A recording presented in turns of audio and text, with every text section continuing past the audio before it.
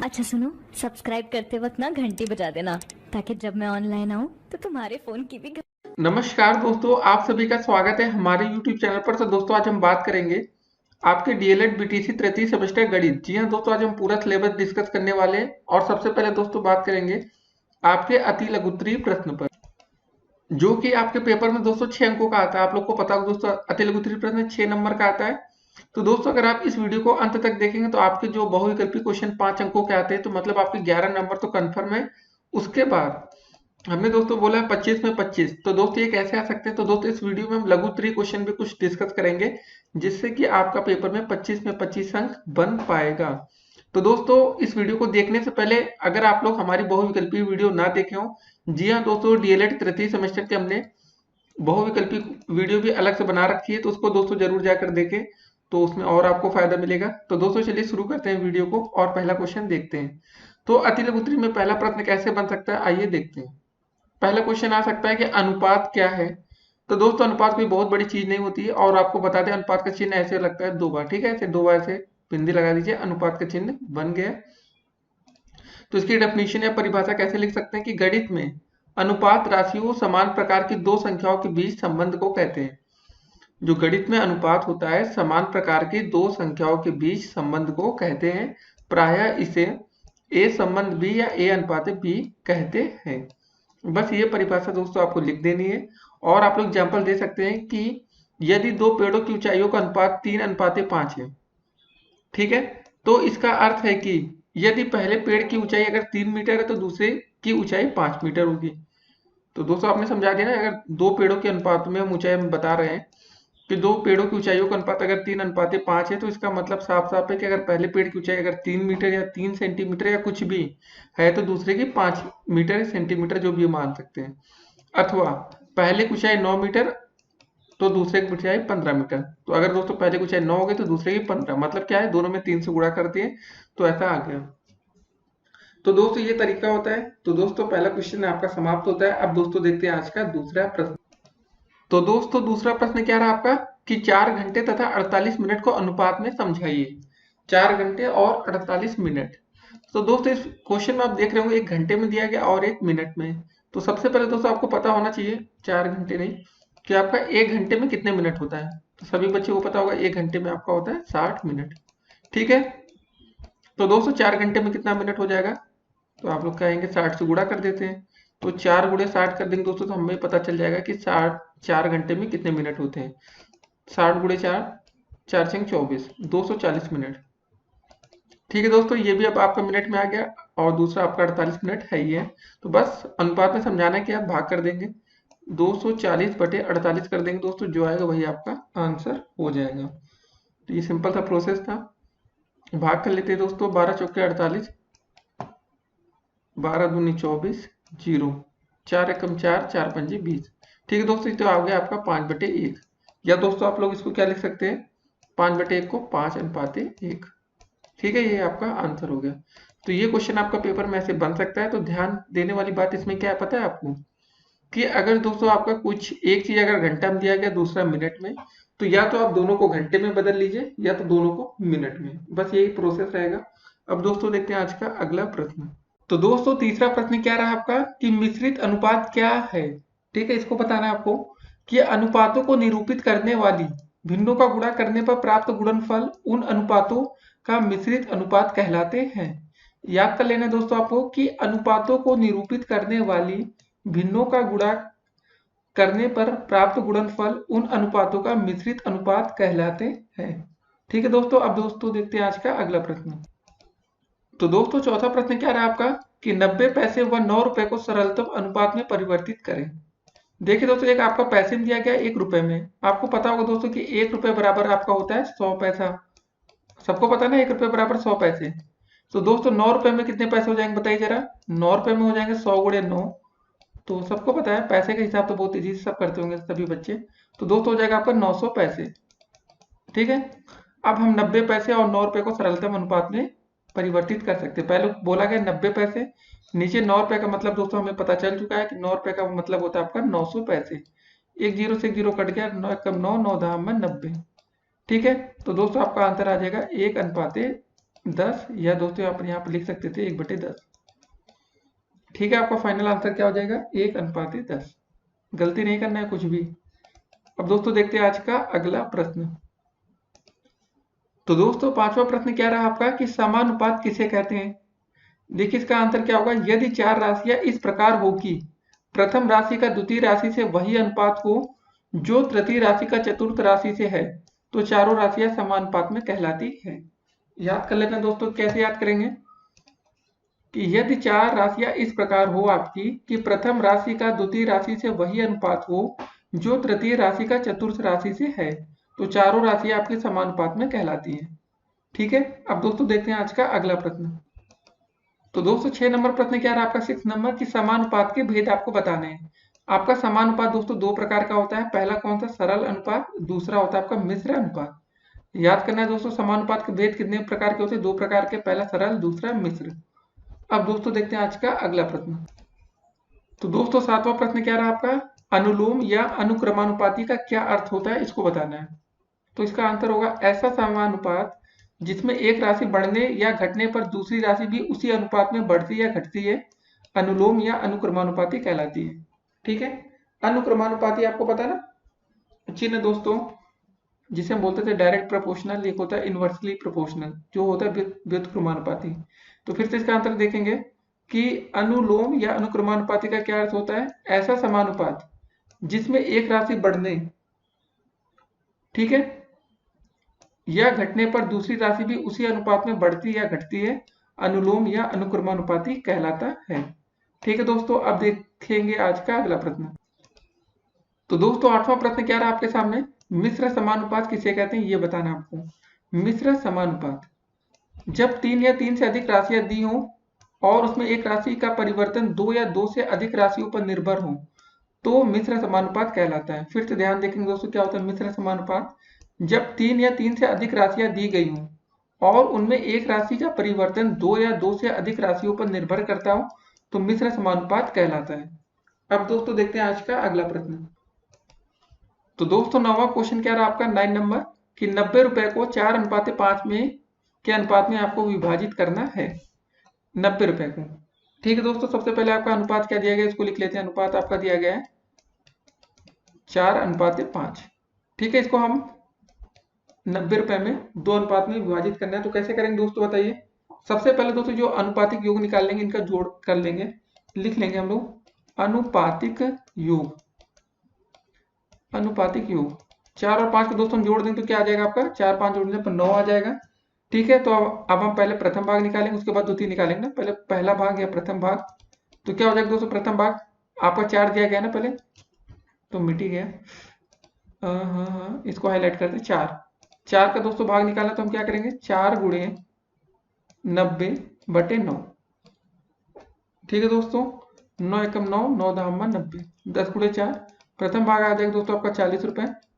द्वितीय भाग में निकालने से कैसे निकाल सकते हैं? या तो 90 में से 40 घटा लें तो 50 आ जाएगा, या सेम प्रोसेस का यूज करेंगे द्वितीय भाग निकालने के लिए तो भी निकल जाएगा। द्वितीय भाग क्या हो जाएगा दोस्तों? 5 गुणे 90/9, 9 धामा 90, 5 गुणे 10, 50 रुपए आ जाएगा ना। तो दोस्तों हमारा प्रथम और द्वितीय भाग निकल चुका है, बस ये आपका उत्तर हो जाएगा। तो ऐसे क्वेश्चन पेपर में आते हैं कि किसी को भी 2 अनुपात में विभाजित करना, तो दोस्तों क्या करेंगे? सबसे पहले तरीका समझिए। इन दोनों को दोस्तों पहले हम देख लेंगे इसका अनुपातिक योग क्या आएगा। 4 5 9 कुछ भी संख्या हो, ठीक है। अगर प्रथम भाग निकालना है तो पहले आप 4 लेंगे, द्वितीय भाग निकालना है तो 5 लेंगे। ठीक, क्या किया हमने? पहले 4 को लिया, 90 का निकालना है तो 90 लिख लिया, बटे जो दोनों का अनुपातिक योग था उसको नीचे लिखेंगे। अब दोस्तों देखते हैं आज का अगला प्रश्न, इसको यहीं पर आंसर करके खत्म करते हैं, पहला दूसरा भाग लिख के।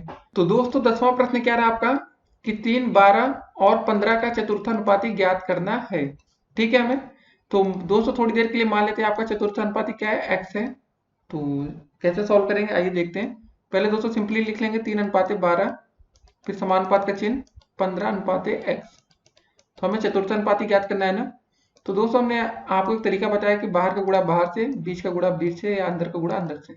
तो दोस्तों क्या हो जाएगा? 3 × x बराबर हो जाएगा आपका 12 × 15। तो दोस्तों यहाँ से x बराबर क्या हो जाएगा? 12 × 15 कितना हो जाएगा? 15 दूनी 30, 15 एकम 15, 3 18/3।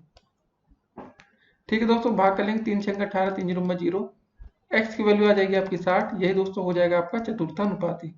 तो ऐसे क्वेश्चन आपके पेपर में आते हैं दोस्तों, तो आपको ध्यान में रखना है कि चतुर्थानुपाती में कोई क्वेश्चन आएगा तो आप कैसे करेंगे। ठीक है, क्वेश्चन आसान रहता है, कुछ दिक्कत नहीं रहती है, क्योंकि देखिए दोस्तों आपको यहाँ पर क्या दिया था, 3 12 और 15 का चतुर्थानुपाती निकालना है ना। तो 3 12 3 तो दिया गया है और लास्ट में हम चतुर्थानुपाती x मान लेते हैं। इस तरीके से सॉल्व करेंगे, हो जाएगा। तो दोस्तों आप देखेंगे आज का अगला प्रश्न, और उम्मीद करते हैं पहले 10 में से आपके कुछ ना कुछ क्वेश्चन सही हुए होंगे। देखिए दोस्तों, हर एक क्वेश्चन सभी बच्चे से सही नहीं होता। अभी आप लोग का रिवीजन चल रहा है या तैयारी चल रही है, जो भी आप समझ लीजिए। जो बच्चे पहले से पढ़ चुके हैं उनका रिवीजन है, जो बच्चे फर्स्ट टाइम पढ़ रहे हैं उनकी तैयारी है।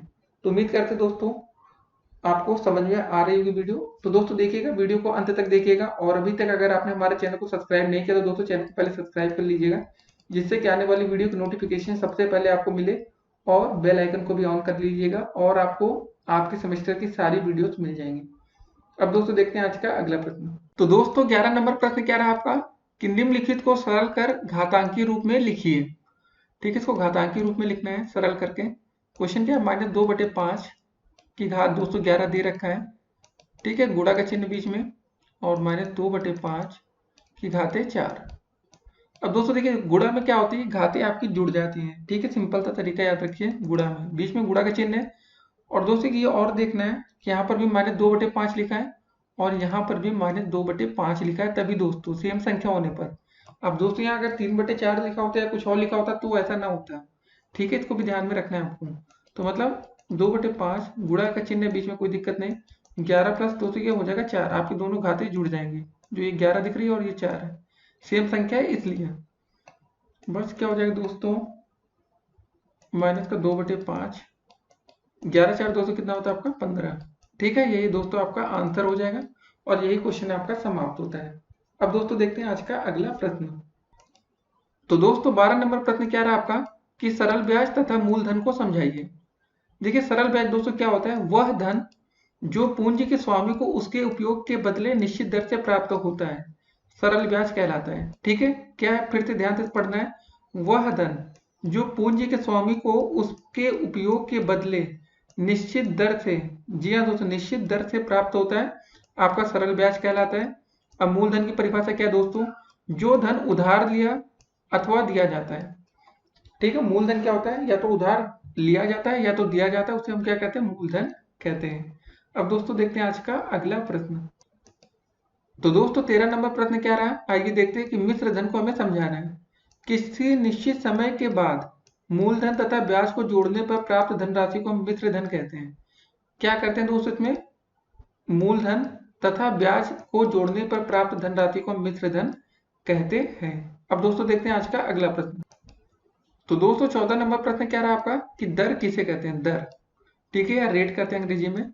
100 रुपए के 1 वर्ष के ब्याज, ठीक है, को ब्याज की दर कहते हैं। फिर से ध्यान से देखना है, 100 रुपए के 1 वर्ष के ब्याज को ब्याज की दर कहते हैं। दर का मतलब वही रेट होता है दोस्तों, आप लोग को पता होगा, याद कर लीजिए। 100 रुपए के 1 वर्ष के ब्याज को ब्याज की दर कहते हैं। अब दोस्तों देखते हैं आज का अगला प्रश्न। तो दोस्तों 15 नंबर प्रश्न क्या रहा आपका, कि 80 रुपए का 5 महीने का 2 पैसा प्रति रुपया मासिक दर से ब्याज ज्ञात करना है आपको। ठीक है, 2 पैसा प्रति रुपए। तो आपका 1 रुपए का 1 माह का ब्याज कितना हो जाएगा दोस्तों, पहले समझना है। 2 पैसा प्रति रुपए है ना, ये भी ध्यान देना है। तो आपका 1 रुपए का 1 महीने का ब्याज या 1 माह का ब्याज कितना हो जाएगा दोस्तों, इसमें दिया गया 2 पैसा। ठीक है, ब्याज कितना है, 2 पैसा। 2 पैसा दोस्तों हम रुपए में बदलते हैं तो 0.02 रुपए आ जाएगा। ठीक है ना, आपको पता होगा एक बात, 1 रुपए बराबर होता है आपका 100 पैसा। ठीक है, 100 पैसा होता है कि नहीं। तो दोस्तों 1 पैसा बराबर कितना हो जाएगा, 1/100 रुपए। जब भाग कर देंगे दोस्तों 1 पैसा बराबर 0.01 रुपए आ जाएगा। ठीक है, यही बात यहाँ पर लिखा कि 1 रुपए का 1 माह का ब्याज आपका कितने रुपए है।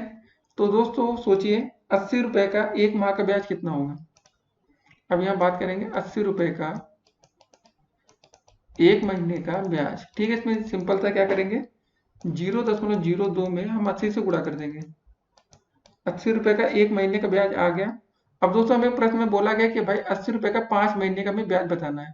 तो 80 रुपए का 5 माह का ब्याज। बस 5 से और गुणा कर देंगे, जो आएगा दोस्तों हमारा उत्तर हो जाएगा। सिंपल से क्वेश्चन रहते हैं, खाली थोड़ा घुमा के देते हैं। 0.02 गुणे 80 गुणे 5 क्या हो जाएगा दोस्तों? 8 × 5 = 40 हो जाएगा आपका 400 गुणे 0.02। ठीक है, जब गुणा करेंगे 4 दूनी 800। ठीक है, 2 अंक पर दशमलव ये आ जाएगा। तो फाइनली आपका आंसर दोस्तों कितना आ जाएगा? 8 रुपए ना।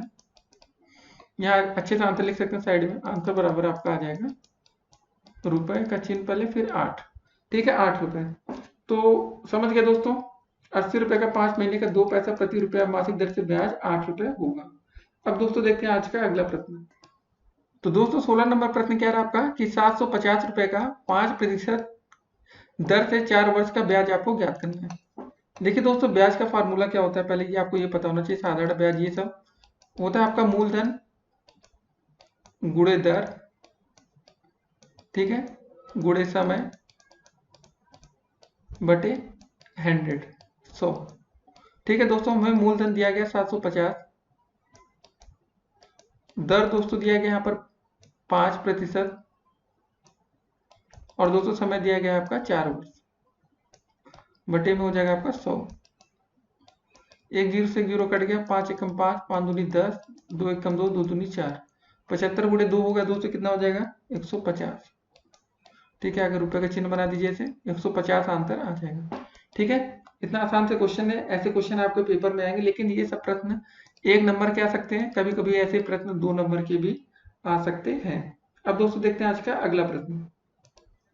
तो दोस्तों 17 नंबर प्रश्न क्या रहा आपका कि चक्रवृद्धि ब्याज किसे कहते हैं।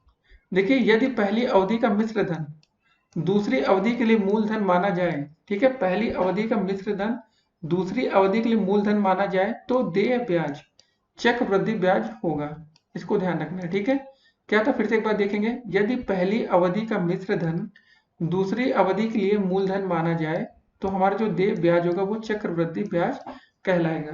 ठीक है, अब दोस्तों देखते हैं आज का अगला प्रश्न। तो दोस्तों 18 नंबर प्रश्न क्या रहा आपका कि 400 रुपए का 10% वार्षिक ब्याज की दर से 2 वर्ष का चक्रवृद्धि ब्याज हमें ज्ञात करना है। तो कैसे होगा दोस्तों, आइए देखते हैं। देखिए, पहले हमें चक्रवृद्धि ब्याज का फार्मूला पता होना चाहिए कि होता क्या है चक्रवृद्धि ब्याज का फार्मूला। ठीक है, चक्रवृद्धि ब्याज, ठीक, इसका फार्मूला दोस्तों होता है आपका मूलधन, ठीक है, ब्रैकेट में दोस्तों होता है 1 प्लस दर बटे 100 की पावर समय या टाइम जिसको बोलते हैं दोस्तों, और माइनस का 1, जो होता है आपका चक्रवृद्धि ब्याज का फार्मूला।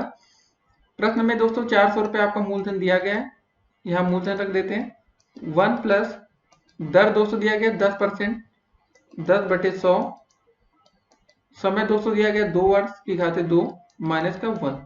हो गया क्वेश्चन दोस्तों। बस अब आपको मैथमेटिकल सॉल्व करना है। ये हो जाएगा आपका 400, एक जीरो से जीरो कट गया दोस्तों, क्या हो जाएगा? 10 एकम 10, 10 प्लस 1, 11/10 का स्क्वायर माइनस का 1। इसको सॉल्व करना है। कितना हो जाएगा दोस्तों? यहाँ 400 हो जाएगा, 11 का स्क्वायर होता है 121/100 माइनस का 1। अब दोस्तों यहाँ पर थोड़ा सा एलसीएम ले लेंगे, सॉल्व कर लेंगे जरा। कितना हो जाएगा? 121 माइनस का 100 बटे में 100। 121 में से 200 100 हो गया, बचा कितना?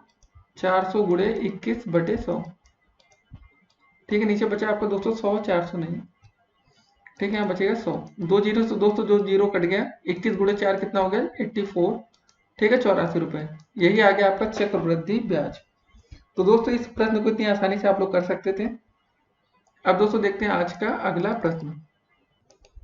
तो दोस्तों 19 नंबर प्रश्न क्या दिया है आपका, आइए देखते हैं। 81 का 9 आधार पर लघुगणक क्या होगा? क्या बोला गया दोस्तों? लॉग ऑफ, अच्छे से लिखते हैं, 81 का 9 आधार, ये दोस्तों आपका 9 आधार पर लघुगणक पूछा गया क्या होगा। तो दोस्तों जरा बताइए, 81 का गुणनखंड करेंगे तो कितना आएगा? 9 का स्क्वायर आएगा ना, या 3 की घाते 4, जो मन करे आप लिख सकते हैं। तो हमें 9 आधार ही चाहिए, तो ज्यादा चेंजेस नहीं करते हैं। तो सिंपल सा दोस्तों हम लोग लिख सकते हैं, इसका आंसर क्या हो जाएगा आपका? इसको ऐसे लिख सकते हैं ना, 9 81 की घाते 2। 9 नहीं दोस्तों, ध्यान से देखना है। इसको हम लोग लिख सकते हैं, 81 को क्या लिख सकते हैं? 9 की घाते 2, मतलब आ जाएगा आपका 81 आएगा ना। बराबर दोस्तों 2 आंसर कर सकते हैं। ठीक है, यही आपका उत्तर हो जाएगा। क्या लिख सकते हैं आप लोग ऐसे, लॉग ऑफ 981 बराबर 2 लिख सकते हैं, या 9 का स्क्वायर लिख सकते हैं दोस्तों, जो भी मन करे आप लोग ऐसे आंसर कर सकते हैं। ठीक है, ये आपका उत्तर हो जाएगा। फिलहाल प्रश्न में दोस्तों ऐसे पूछा गया था आपका। तो अब दोस्तों देखते हैं आज का अगला प्रश्न। ठीक है, तो दोस्तों 20 नंबर प्रश्न क्या रहा आपका, यदि लॉग 1296 बेस 6 बराबर 4 का घातांक रूप आपको बताना है। क्या हो जाएगा दोस्तों, सिंपल था इसका आंसर, तो एक लाइन का ही है, 6 की पावर 4 बराबर आपका हो जाएगा 1296। ठीक है, ये आपका आंसर हो जाएगा। फॉर्मूला पढ़ रखा है ना दोस्तों आपने, कौन सा, बी की पावर एक्स बराबर वाई, वही लिखा था दोस्तों यहाँ पर कुछ, बी की पावर एक्स, इसको हम क्या लिख सकते हैं, लॉग ऑफ वाई बेस का बी या आधार बी दोस्तों, जो भी आप कहिए, बराबर आपका एक्स। तो दोस्तों देखिए यहाँ पर 1296 था, ये था आपका वाई, तो दोस्तों यहाँ 1296 लिखा है, बी की जगह दोस्तों हमने क्या लिखा, बेस आपका 6, ये दोस्तों आपका बेस है, ये 1296 घाते आपके 4। ठीक है, तो इसको घातांक रूप में दोस्तों आप लोग सिंपली ऐसे लिख सकते हैं, 6 की पावर 4 बराबर आपका 1296, यही आपका उत्तर हो जाएगा, इसी को आंसर आप लिख देंगे। ठीक है दोस्तों, अगर आप लोग हमसे व्हाट्सएप पर जुड़ना चाहें तो आप लोग हमसे व्हाट्सएप पर कनेक्ट हो सकते हैं। ठीक है, काफ़ी बच्चे चाहते हैं कि सर आपके साथ व्हाट्सएप पर जुड़े और जो भी मैथ की वीडियो है वो हमसे पा सकते हैं। तो हमारा व्हाट्सएप नंबर आप लोग लिख सकते हैं 8738079216। ठीक है, 8738079216। तो आप लोग हमारे इस व्हाट्सएप नंबर के थ्रू आप लोग हमसे व्हाट्सएप पर जुड़ सकते हैं। अब दोस्तों देखते हैं आज का अगला प्रश्न। तो दोस्तों 21 नंबर क्वेश्चन क्या रहा आपका, कि यदि लॉग, ये दे रखा है लॉग, तो हमें एक्स का मान ज्ञात करना है। तो कैसे करेंगे दोस्तों, आइए देखते हैं। सबसे पहले दोस्तों प्रश्न क्या है उसको लिखते हैं। ठीक है, आपका दिया गया है लॉग 2 की पावर एक्स प्लस 4 बेस में आपका ए है, बराबर दोस्तों दिया गया है लॉग ऑफ 256 बेस में ए। तो दोस्तों बोला गया हमें एक्स का मान हमें ज्ञात करना है। तो कैसे करेंगे, देखिए सबसे पहले दोस्तों इस प्रश्न में हमको काम करना है। यहाँ पे लिखा है 2 की पावर x प्लस 4, ये आपको दिख रहा होगा अच्छे से, और ये लिखा है 256। क्या हम 256 को 2 की घात में बना सकते हैं, एक पहला क्वेश्चन आपके मन में ये उठना चाहिए कि क्या 256 को हम 2 की घात में कुछ बना सकते हैं या नहीं। तो अगर हम 2 की पावर दोस्तों 8 करते तो हमारा 256 आता है। देखिए जिन बच्चों की मैथ कमजोर है तो वो एक काम कर सकते हैं, 256 का गुणनखंड कर लेंगे सिंपली, 2 से भाग करके किया जा सकता है। 2 कितनी बार जाएगा, पहला 128 बार जाएगा, फिर दोस्तों भाग करेंगे, अब आपका जाएगा 64 बार, फिर भाग करेंगे 2 से दोस्तों, अब जाएगा आपका 32 बार, फिर 2 से भाग करेंगे 16 बार, फिर 2 से भाग करेंगे दोस्तों 8 बार, ऐसे भाग करते जाएंगे जब तक 2 चौके 8, 2 दूनी 4, और दोस्तों लास्ट में 2 एकम 2।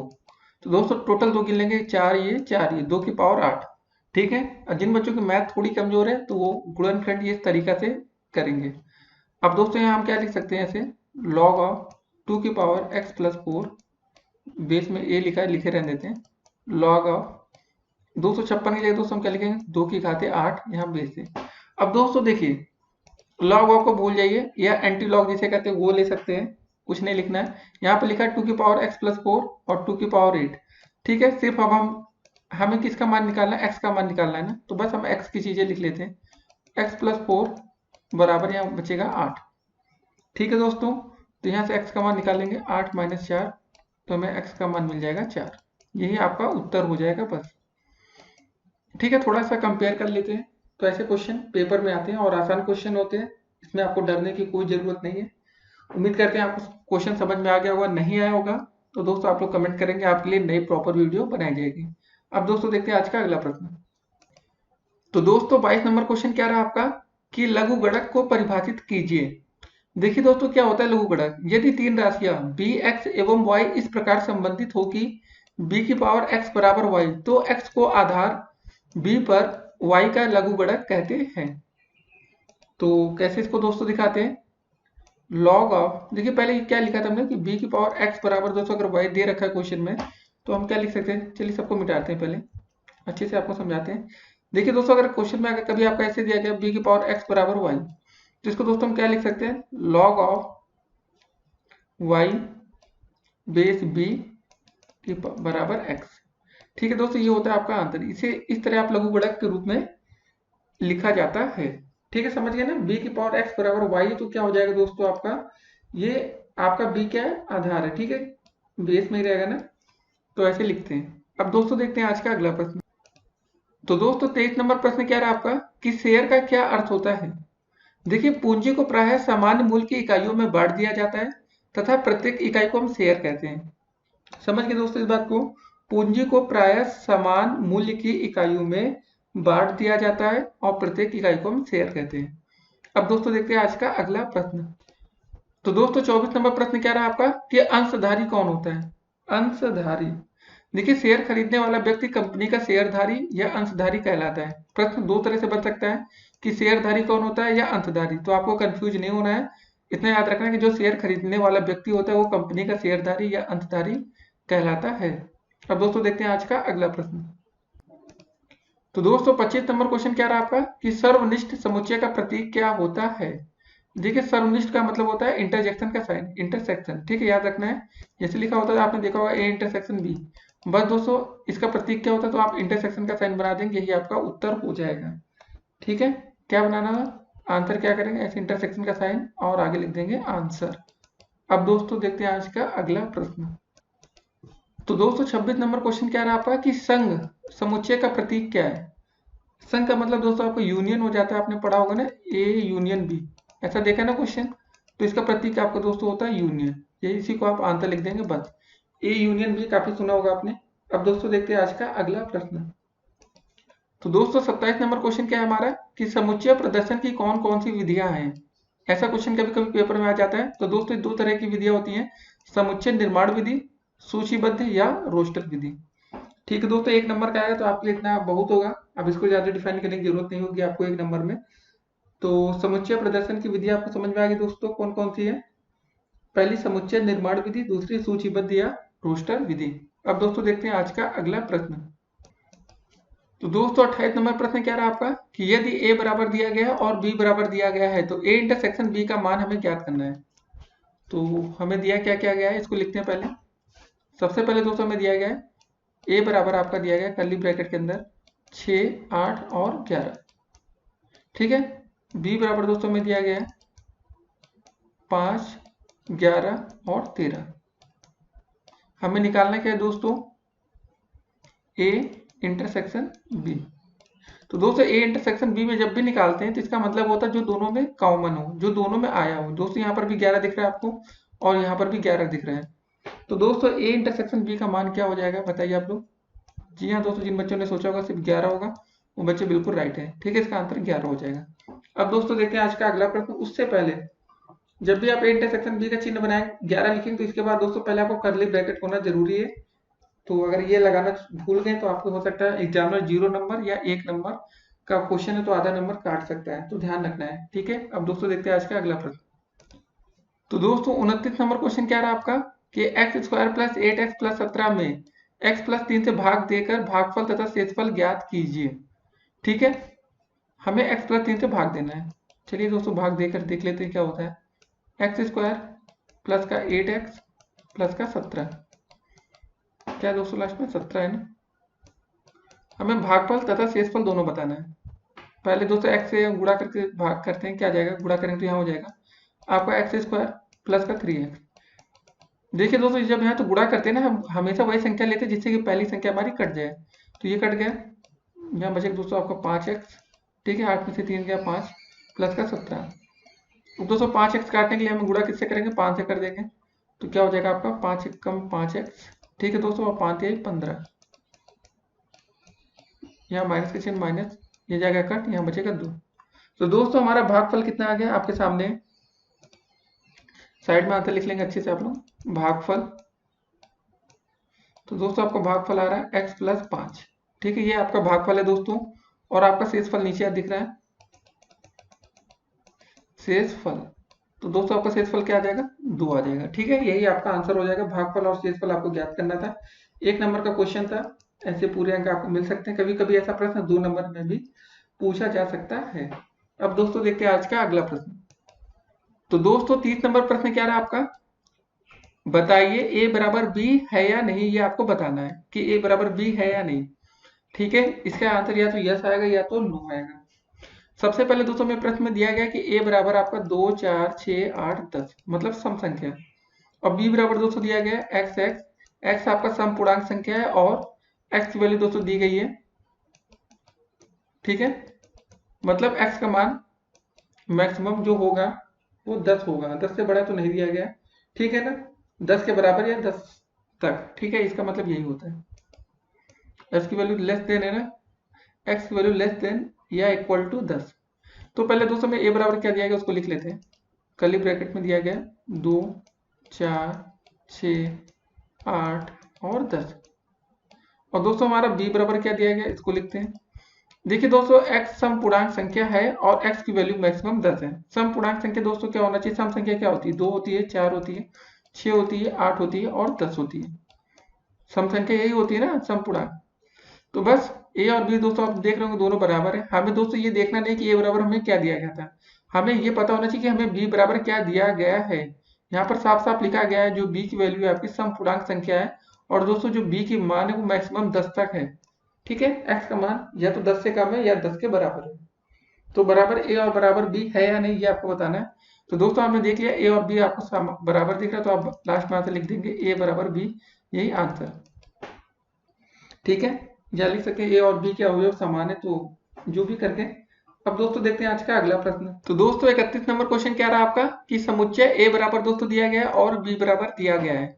तो पूछा गया क्या ए और बी, इसका मतलब क्या पहले ये समझिए दोस्तों। ए मतलब दोस्तों इस चिन्ह का मतलब ये खाली है कि ये बोला गया है दोस्तों कि जो ए के समस्त अवयव होते हैं ना, जो मतलब ए में क्या क्या दिया गया है, ए बी सी दिया गया है और बी में ये दिया गया है। तो ये पूछा गया मतलब इस चिन्ह का मतलब है कि जो ए में अवयव है क्या वो बी में उपस्थित है या नहीं।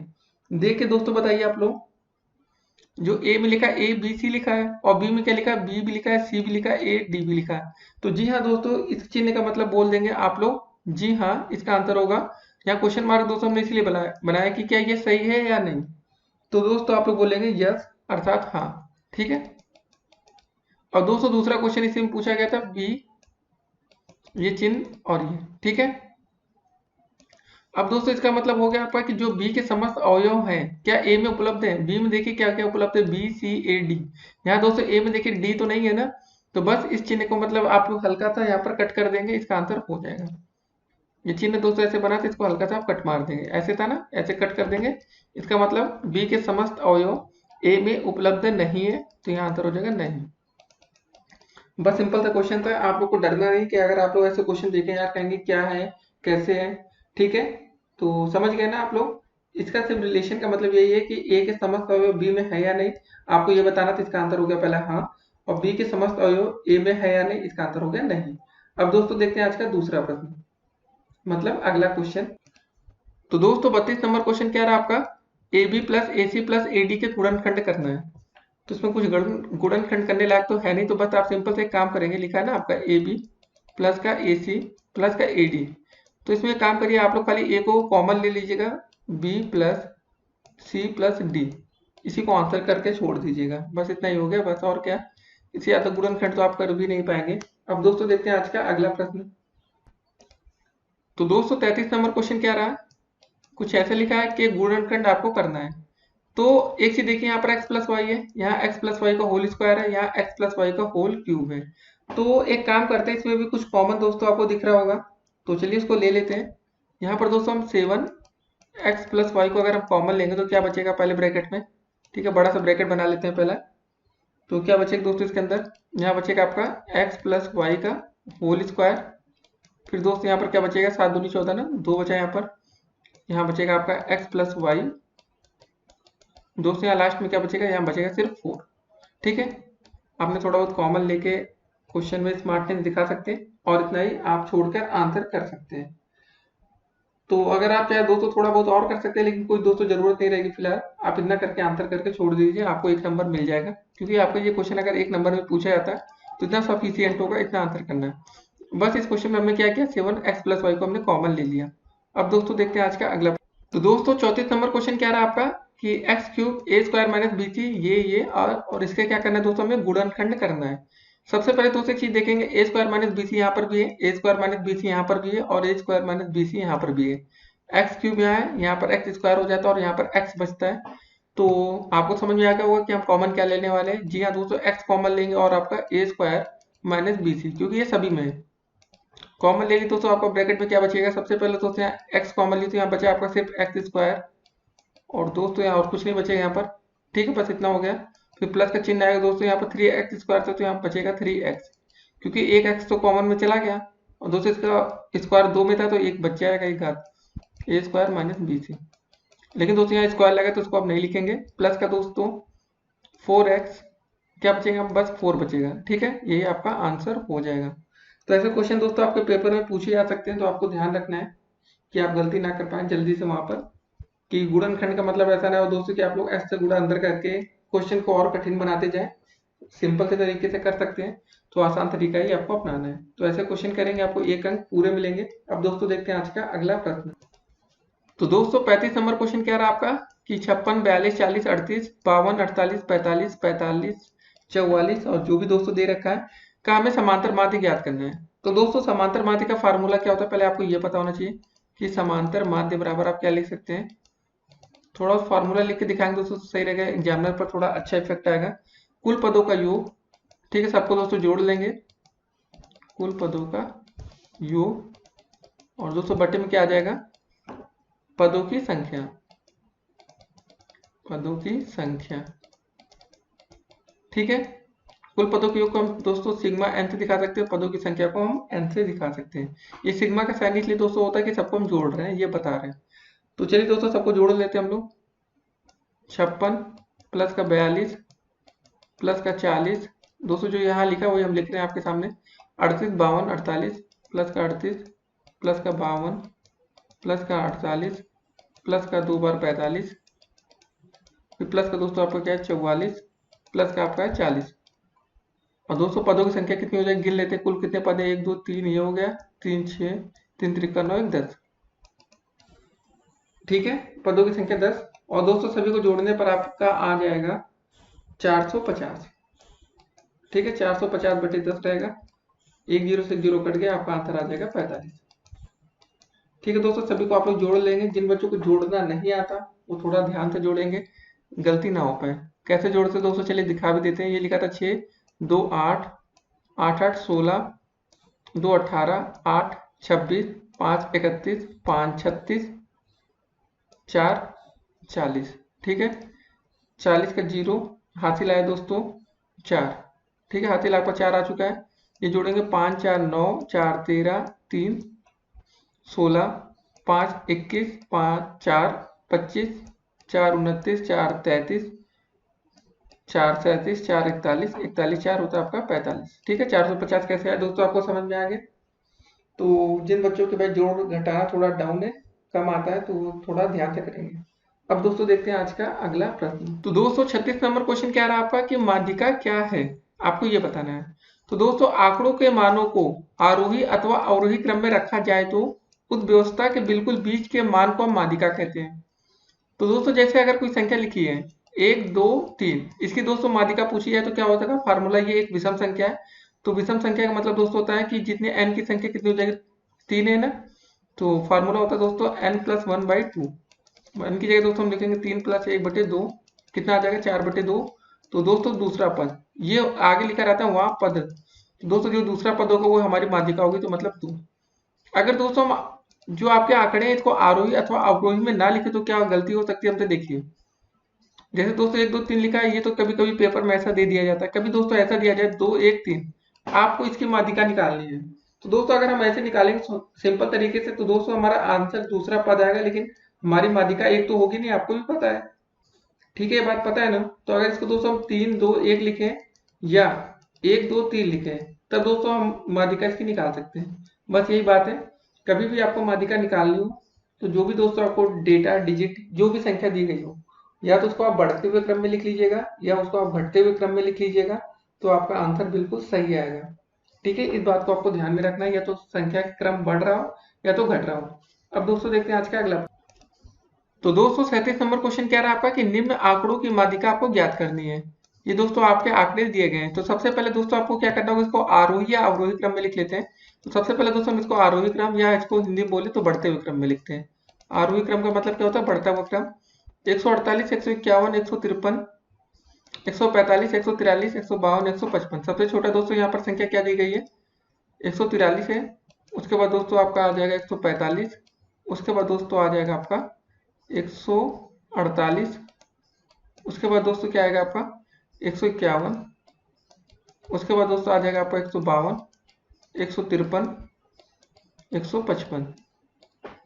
ठीक है, गिन लेते दोस्तों टोटल संख्या कितनी है? 1 2 3 4 5 6 7। यहाँ गिनते 3 3 6 7।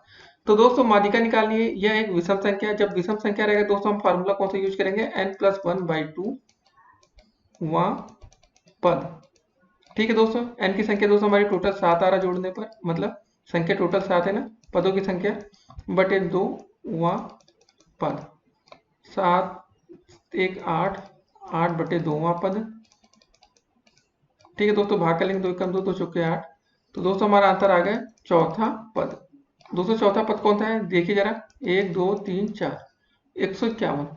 यही दोस्तों आपकी हो जाएगी इस क्वेश्चन के लिए माध्यिका 151, 151। ठीक है, इसको हम आंसर कर देंगे।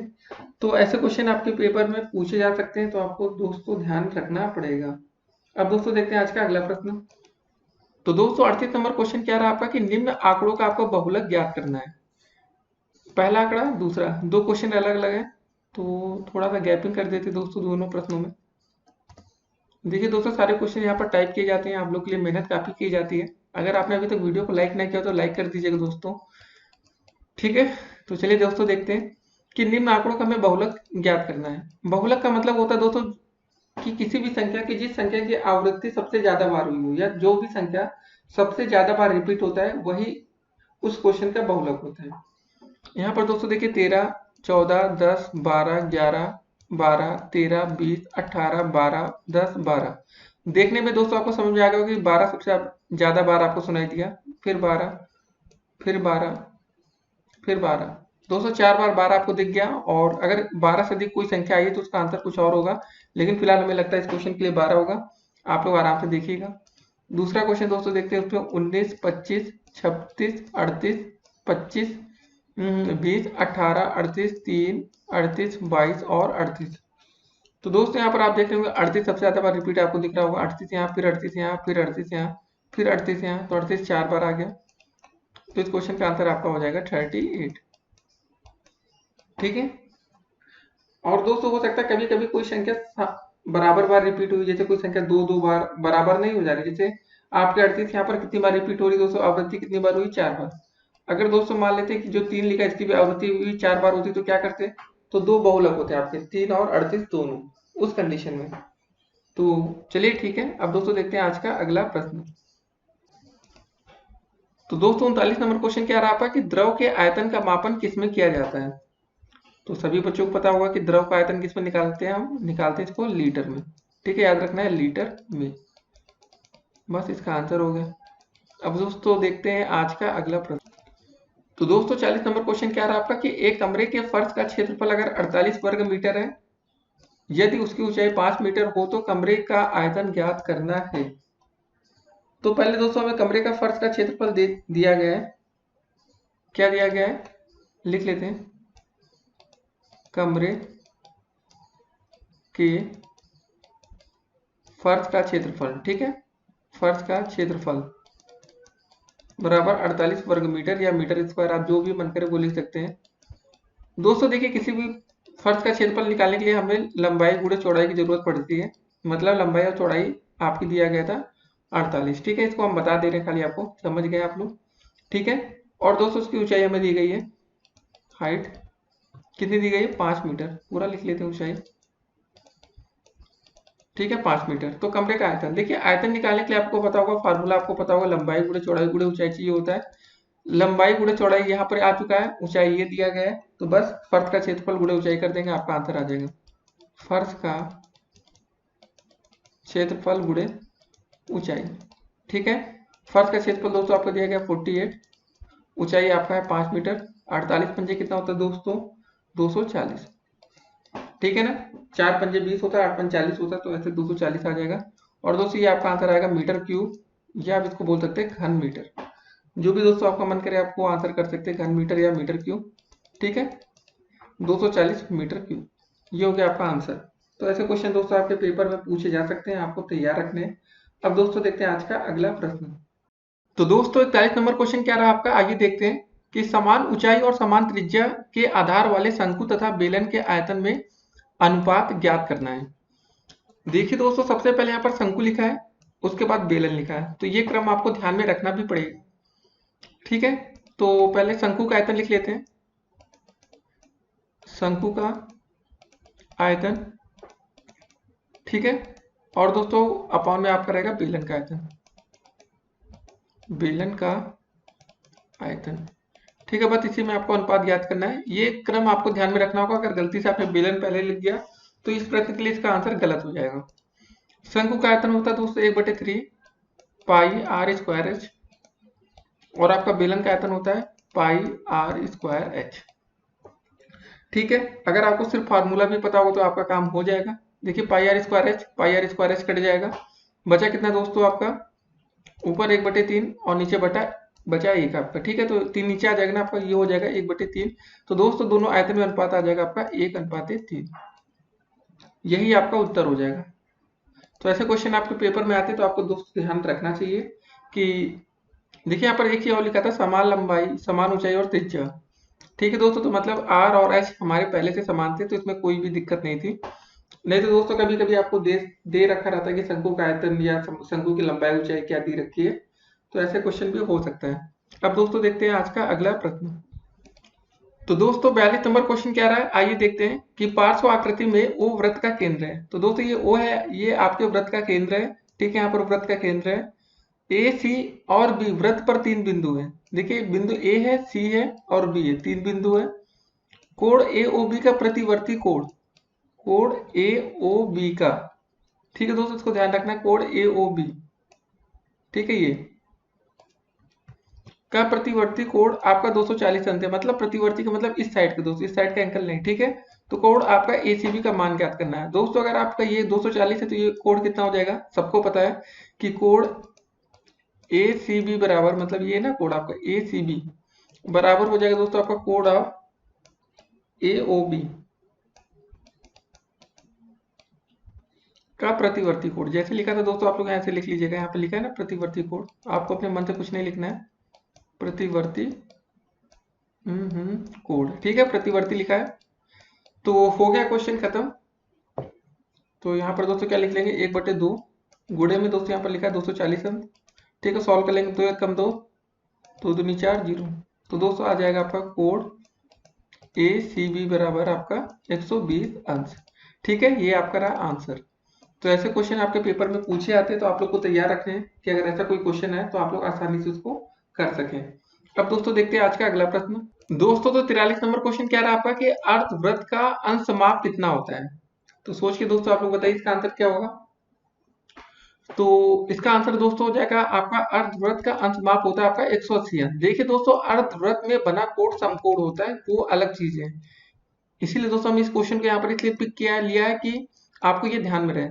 नहीं तो आप लोग दोस्तों खाली क्वेश्चन देखेंगे जल्दी से सोचेंगे यार अर्धवृत्त में बना कोण समकोण होता है, तो आंसर इसका हम 90 अंश करते हैं जल्दी से, लेकिन वो आपका गलत हो जाएगा। लेकिन दोस्तों यहाँ प्रश्न कुछ अलग है, पूछा गया कि आपका अर्धवृत्त का अंश माप कितना होता है, आपका होता है 180 अंश। अब दोस्तों देखते हैं आज का अगला प्रश्न। तो दोस्तों अगला क्वेश्चन है 44 नंबर कि आपका अर्धवृत्त में बने कोणों की माप कितनी होती है। देखिए दोस्तों हमने सेम क्वेश्चन इसलिए ले लिया कि आप लोग कंफ्यूज ना हो। दोस्तों अब यहाँ पर इसका आंसर हो जाएगा 90 अंश। अर्धवृत्त में बने कोणों की माप कितनी होती है, वो होती है समकोण, या आप इसका आंसर कर सकते हैं कि अर्धवृत्त में बने कोणों की माप आपकी होती है 90 अंश। ठीक है, अब दोस्तों देखते हैं आज का अगला प्रश्न। तो दोस्तों 45 नंबर क्वेश्चन क्या रहा आपका कि किसी कक्षा में 8 बालिकाओं की ऊंचाई सेंटीमीटर में क्रमशः ये दिया गया है। ठीक है, तो आंकड़ों की माध्यिका आपको ज्ञात करनी है। देखिए दोस्तों सबसे पहले अगर आप माध्यिका निकालना तो इसमें हम देखते हैं कि कोई संख्या सम है या विषम, और जो भी संख्या दोस्तों आपको दी गई जैसे 140 142 135, सबसे पहले इसको हम आरोही क्रम में लिखेंगे, या आप इसको दोस्तों बोल सकते हैं बढ़ते हुए क्रम में। तो सबसे छोटा दोस्तों आपको क्या दिख रहा है यहाँ पर 133 है ना, 133, फिर दोस्तों लिखेंगे 135, फिर उसके बाद दोस्तों क्या 135 के बाद 137 140, ठीक है, 137 के बाद दोस्तों आपका 138 भी दिया गया है, इसके बाद आपका हो जाएगा 140, फिर दोस्तों आपका है 142, फिर दोस्तों आपका 148 और 150।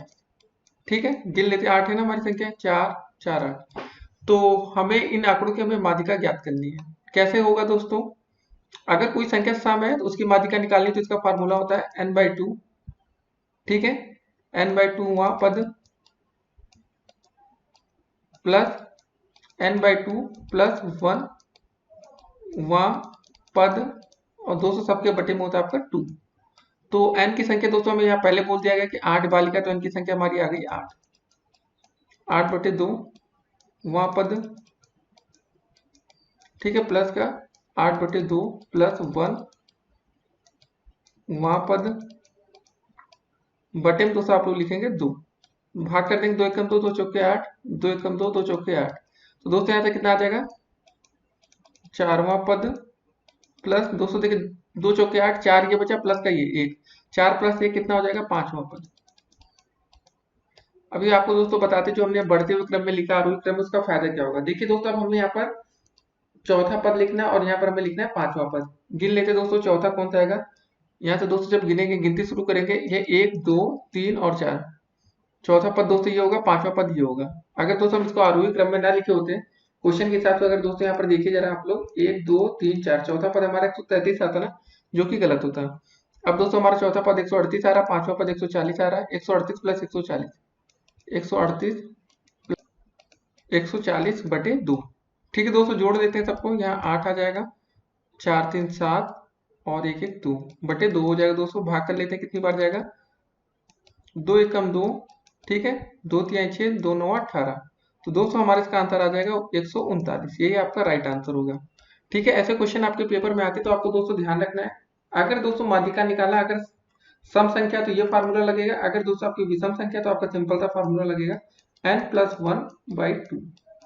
देखिए दोस्तों, यहाँ पर लिख लेंगे आगे, वहां पर हमारा मेन कॉन्सेप्ट होता है ना कि ये कैसे कट जाएगा। विषम संख्या जैसे होती है दोस्तों, एक रहेगा तो 1+1/2। अगर दोस्तों ये फार्मूला यूज नहीं करेंगे तो कटेगा कैसे दोस्तों, पूरा पूरा बाहर नहीं जा पाएगा। इसलिए दोस्तों हम ऐसा फार्मूला यूज करते हैं। अब दोस्तों देखते हैं आज का अगला प्रश्न। तो दोस्तों 46 नंबर क्वेश्चन क्या रहा है, आइए देखते हैं। 3 की घाते 4 गुणे 3 की घाते 5 गुणे 3 की घाते -9 गुणे 3 की घाते 2 का आपको मान बताना है। तो कैसे करेंगे, आइए देखते हैं। 3 की घाते 4 लिखा है दोस्तों, गुणे 3 की घाते 5 गुणे 3 की घाते -9 गुणे 3 की घाते 2। तो दोस्तों आप हर जगह देख रहे हैं, 3 यहाँ लिखा, 3 यहाँ लिखा, 3 यहाँ लिखा, 3 यहाँ। तो दोस्तों इसमें घाते आप जोड़ सकते हैं। अगर आप हर जगह 3 3 दिख रहा है, 2 2 दिख रहा है, कुछ भी सेम संख्या है, तो यहाँ दोस्तों क्या हो जाएगा, सिंपली 4 + 5। देखिए चिन्ह जो रहेगा दोस्तों उसको वैसे लिखेंगे, जैसे यहाँ माइनस का 9 है तो माइनस का 9 ही लिखेंगे, और प्लस का 2 लिख देंगे। जरा दोस्तों जोड़ते हैं, 5 4 9 होता है, 9 2 11 होता है, प्लस प्लस जोड़ लिया, माइनस का 9। अब दोस्तों 11 में से 9 गया, कितना बचेगा? 3 की घाते 2, और 3 की घाते 2 का मान कितना हो जाएगा? 3 3 का 9। यही आपका आंसर हो जाएगा। 3 की घाते 2 को दोस्तों आप कैसे लिख सकते हैं, 3 गुणे 3 लिख सकते हैं ना, तो 3 3 का 9 आ जाएगा। यही आपका आंसर होगा। और दोस्तों ये क्वेश्चन आपका बीटीसी 2016 में पूछा भी जा चुका है, तो ध्यान में रखना है, ऐसे क्वेश्चन पेपर में भी आते हैं। ठीक है, अब दोस्तों देखते हैं आज का अगला प्रश्न। तो दोस्तों 47 नंबर क्वेश्चन क्या रहा आपका, आइए देखते हैं। 3.5 सेंटीमीटर त्रिज्या का एक वृत्त आप खींचना है। उस वृत्त पर एक बिंदु P लेना है, बिंदु P से वृत्त की स्पर्श रेखा खींचना है, और रचना मत लिखिए। चलिए ठीक है, रचना हम नहीं लिखते हैं। तो कैसे करेंगे दोस्तों, आइए देखते हैं। सबसे पहले दोस्तों आप एक वृत्त खींचेंगे 3.5 सेंटीमीटर का, ठीक है, और इसकी त्रिज्या आपकी दोस्तों कितनी है दिखा देते हैं, बिल्कुल 20 से। तो दोस्तों यहाँ पे एक वृत्त हो गया 3.5 सेंटीमीटर का। देखिए दोस्तों ये कैसे खींचते हैं हम आपको बता दें। जो आपके एक स्केल होती, पटरी होती, जो भी है आपके पास, तो एक गोला प्रकार का एक नोक लेंगे सबसे स्टार्टिंग में, और दोस्तों 3.5 सेंटीमीटर पर अपनी पेंसिल रखेंगे। तो दोस्तों इसकी जो लेके ऐसे आप एक वृत्त खींच लेंगे। जिन बच्चों को नहीं आता वृत्त खींचना, तो गोला प्रकार की मदद से पेंसिल लगा के आप एक वृत्त खींचेंगे। ठीक है, तो हमने वृत्त खींच लिया है, और हमने एक बिंदु दोस्तों हमें लेना है। ठीक है, क्या बोला गया, इतने सेंटीमीटर एक वृत्त खींचना है, उस वृत्त पर एक बिंदु P ले लीजिए, और P से वृत्त की स्पर्श रेखा आपको खींचनी है। ठीक है, तो कहीं भी दोस्तों आपका मन जहां करे वहां पर आप P बिंदु लेके एक स्पर्श रेखा खींच सकते हैं, और कहीं भी खींच सकते हैं। तो दोस्तों मान लेते हम यहाँ पर ही ले लेते, एक बिंदु P ले लेते, एक रेखा खींच दीजिए दोस्तों, जो बिल्कुल खाली टच करते हुए चली जाए। यह इस वृत्त की आपकी स्पर्श रेखा हो जाएगी। और थोड़ा ये अच्छा लगे तो ये काम और कर सकते हैं। इस रेखा को दोस्तों आप लोग ऐसे पूरा मिला लीजिए, ऐसे ऐसे सबको जोड़ दीजिए तो अच्छा लगेगा, बस और कुछ नहीं है। और दोस्तों खाली यहाँ पर आपको मेन ध्यान रखना है, यहाँ पर बिंदु पी आप लिख देंगे। पी इसलिए कह रहे दोस्तों यहाँ पर लिखने के लिए क्योंकि यहाँ पर प्रश्न में बोला गया था कि बिंदु पी लेना है और पी से ही वृत्त की स्पर्श रेखा खींचनी है। ठीक है, और यहाँ तक कि दोस्तों हमारी लंबाई 3.5 सेंटीमीटर है और ये एक वृत्त की त्रिज्या है। नामकरण करना कर दीजिए, ए बी ले लीजिए, ओ यहाँ लिख दीजिए, सी डी लिख दीजिए, बस हो गया क्वेश्चन। अब दोस्तों देखेंगे आज का अगला प्रश्न। तो दोस्तों 48 नंबर क्वेश्चन क्या रहा आपका कि log बेस 10 1 का मान आपको बताना है। log 1 बेस 10 का मान बताइए। तो दोस्तों इसका मान हमेशा याद रखिए, log बेस 10 1 का मान आपका होता है 0। क्या होता है दोस्तों? 0। आप इसको रट्टा मारे रखना है, जो भी करिए। ठीक है, log बेस 10 1 का मान आपका होता है 0। ठीक है, इतना याद रखना है। अब दोस्तों देखते हैं आज का अगला प्रश्न। तो दोस्तों 49 नंबर क्वेश्चन क्या रहा आपका, आइए देखते हैं कि लाभांश शेयर के किस मूल्य पर दिया जाता है, आपको ये बताना है।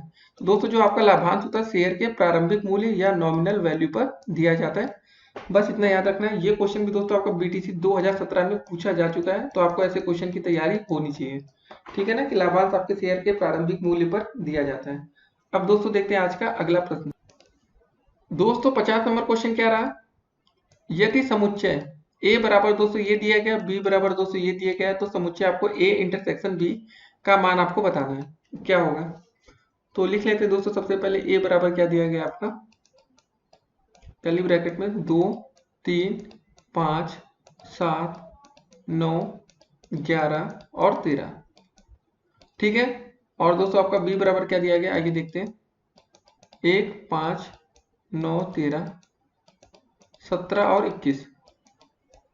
और दोस्तों आपको आंसर बताना है, क्या करना है आपको बताना है ए इंटरसेक्शन बी का मान। एक यूनियन वाला दोस्तों होता है, उसमें दोनों कॉमन सबको लिख लेते हैं दोस्तों, मतलब जो कॉमन रहे ना रहे सब कुछ लिखना होता है। और ए इंटरसेक्शन बी में दोस्तों सिर्फ हम वही लिखते हैं जो दोनों में कॉमन होता है। कॉमन दोस्तों देखते हैं क्या क्या है, यहाँ 2 2 3 3, यहाँ देखिए दोस्तों 5 है और बी में भी 5 है, तो ये दोस्तों कॉमन हो गया। 5 के बाद दोस्तों 9 यहाँ पर भी है, 9 यहाँ पर भी है, ये भी कॉमन हो गया दोस्तों। उसके बाद हम देखते हैं 13 यहाँ पर भी है, 13 यहाँ पर भी है। तो बस हमारा ए इंटरसेक्शन बी का मान आ चुका है। क्या क्या दोस्तों लिखेंगे जो दोनों में कॉमन होता है, 5 9 और 13। देखिए दोस्तों अगर हमसे कभी छूट जाए तो आप लोग लिख लीजिएगा, क्योंकि हम आपको सिर्फ मेथड से बता रहे हैं, आपको मेथड समझ में आ जाना चाहिए कि कभी ए यूनियन बी निकालते तो सब कुछ लिख लेते हैं जो ए और बी दोनों में होता है। हाँ, लेकिन दो बार नहीं लिखेंगे, जैसे 5 दोनों में आ रहा तो ऐसा नहीं कि 2 बार 5 लिखेंगे, एक ही बार लिखते हैं।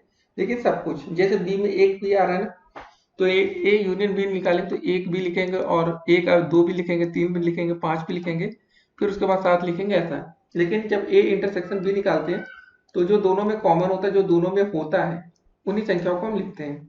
ठीक है, 5 9 और 13। अब दोस्तों देखते हैं आज का अगला प्रश्न। तो दोस्तों 51 नंबर क्वेश्चन क्या रहा है, आइए देखते हैं। 9a square minus 24a plus 18a cube को 3a से भाग देकर आपको भागफल ज्ञात करना है। इस क्वेश्चन में क्या ज्ञात करना है दोस्तों, आपको सिर्फ भागफल से मतलब है। कैसे करेंगे, आइए शुरू करते हैं क्वेश्चन को। 3a से भाग देना है, सिंपल सा भाग वाला प्रोसेस करेंगे। 3a, ठीक है, भाग इसको देना है 9a स्क्वायर माइनस का 24a प्लस का 18a क्यूब। ठीक है, पहले कितनी बार भाग जाएगा दोस्तों, देखिए 3 त्रिका 9 होता है ना, तो 3 बार दोस्तों हम भाग करेंगे, पहले जाएगा तो कितना हो जाएगा। ए से इसलिए करें दोस्तों, जब ए का गुणा ए से होगा तो आपका ए स्क्वायर भी तो आना चाहिए। तो एक बार दोस्तों जाएगा, कितने जाएगा, 3 त्रिका 9, 9a स्क्वायर आ जाएगा ये, और ये दोस्तों जाएगा आपका कट। ठीक है दोस्तों, यहाँ पे लिख देंगे, आप बचेगा कितना आपका 24a। अब दोस्तों कितनी बार आपका जाएगा भाग भाग भाई, ये बताइए आप लोग। तो 3 8 24, 8 बार जाएगा ना। ठीक है, 8 बार तो जाएगा, लेकिन दोस्तों हमें यहाँ बीच में माइनस का चिन्ह भी लाना है, तभी तो ये कटेगा। देखिए दोस्तों हमारा मेन मकसद ये होता है ना, जो यहाँ पर चिन्ह है, देखिए अगर यहाँ पर प्लस का चिन्ह था, देखिए पहले यहाँ पर प्लस 9 था ना, तो यहाँ पर भी दोस्तों प्लस था तो हमने प्लस का लाया। अब यहाँ पर पहले से माइनस का दे रखा है तो हमें माइनस का चिन्ह के साथ ही लाना पड़ेगा, ये होता है रूल। ठीक है, अगर हम दोस्तों 8 बार ले जाते हैं, ठीक है, तो 3 8 24 तो आ जाएगा और ए भी आ जाएगा, लेकिन दोस्तों यहाँ पर प्लस का चिन्ह आ जाएगा, लेकिन ये सही नहीं होता, इसलिए दोस्तों -8 के साथ गुणा करेंगे तो यहाँ पर -24 ए आएगा। अब दोस्तों माइनस माइनस चिन्ह था, ये प्लस हो गया, ये कट जाएगा और आपका बचेगा 18a क्यूब।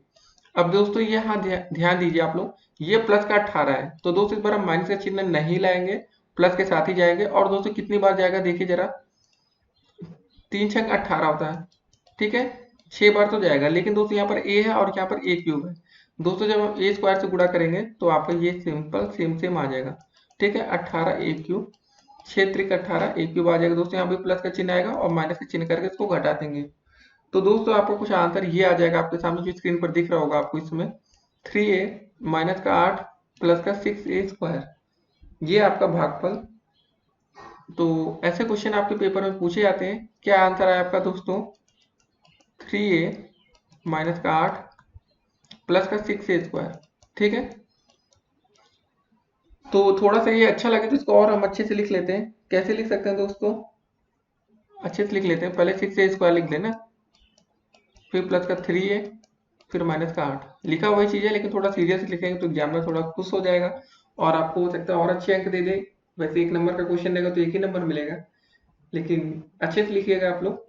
तो समझ में आ गई होगी आपको ये बात। भाग देना आसान होता है लेकिन ध्यान यह रखना था कि आपको जहां पर जो चिन्ह है दोस्तों, देखिए यहाँ पर पहले से हमारा प्लस का चिन्ह था तो दोस्तों हमने प्लस में ही लाया, फिर उसको माइनस करके काटा।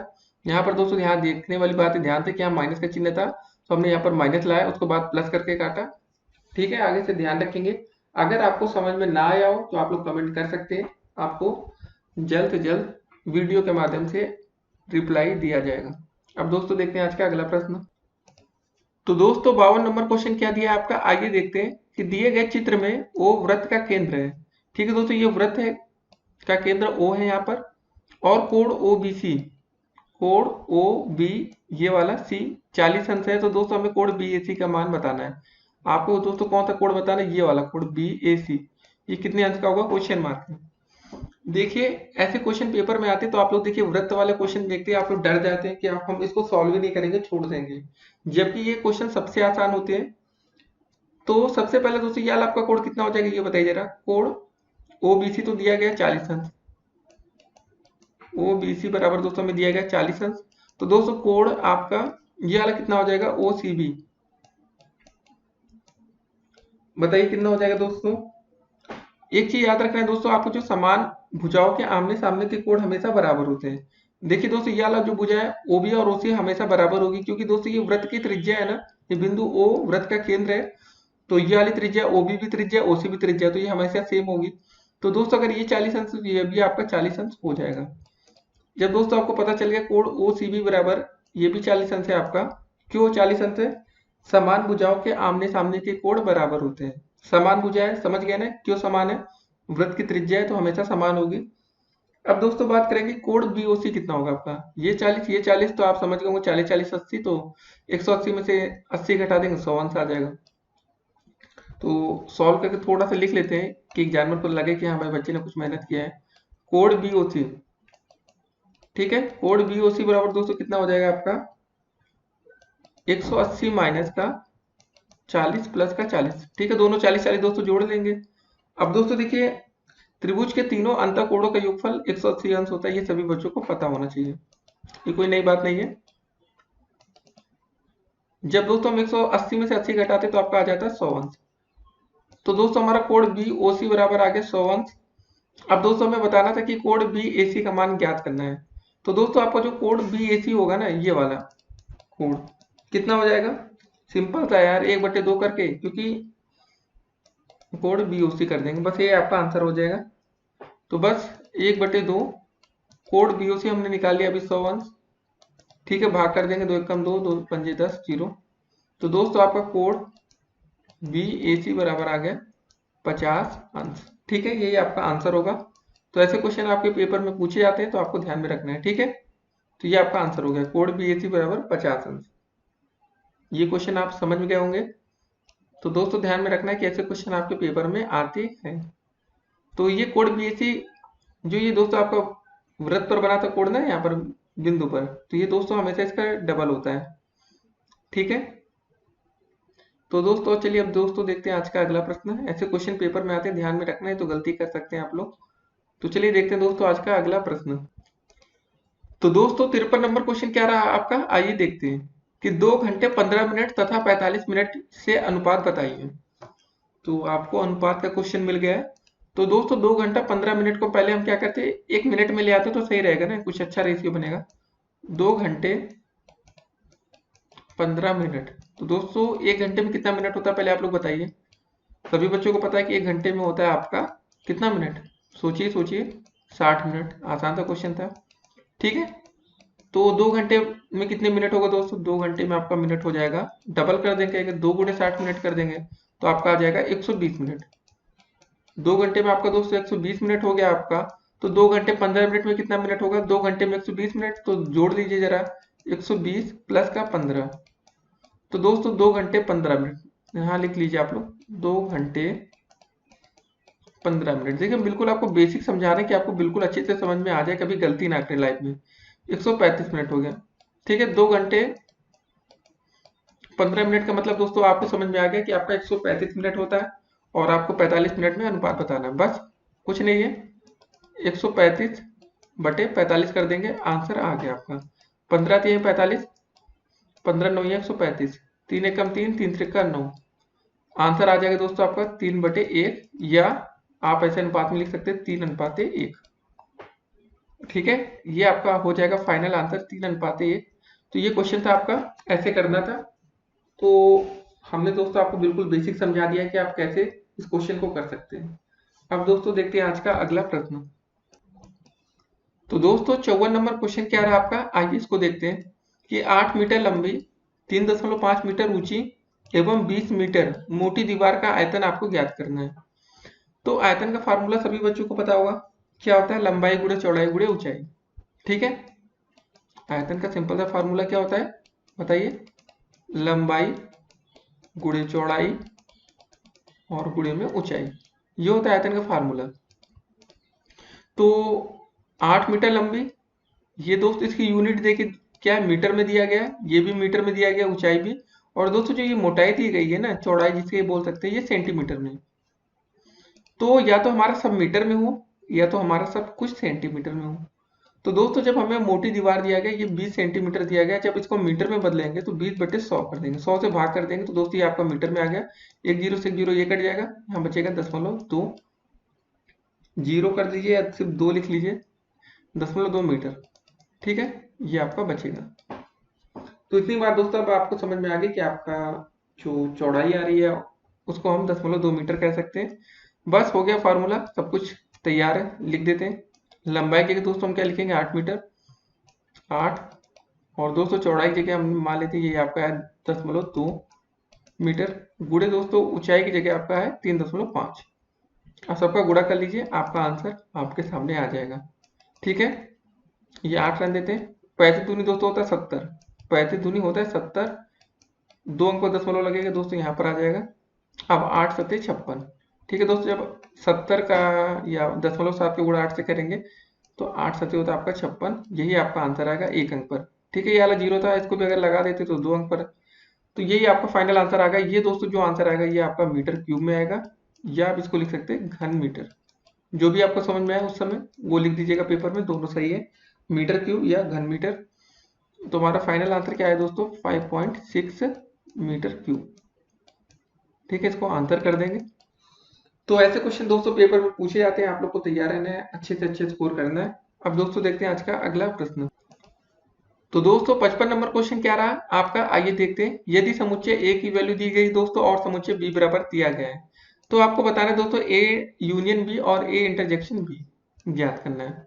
तो क्या क्या दिया गया है दोस्तों, पहले इसको लिख लेते हैं अच्छे से। आपको दोस्तों दिया गया ए बराबर कर्ली ब्रैकेट में 8, 12, 15 और 16, ठीक है, ये दिया गया है ना। और दोस्तों बी बराबर आपका क्या दिया गया, इसको लिख लेते हैं, 8, 15, 17 और 20। और आपको निकालना क्या क्या है दोस्तों, उसको लिखते हैं।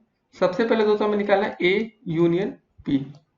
दोस्तों जहां यू वाला साइन आप देख लेते तो इसका मतलब ये होता है जो ए में लिखा है उसको भी लिखेंगे, जो बी में लिखा है उसको भी लिखेंगे, सबको लिख लेंगे, बस बात खत्म।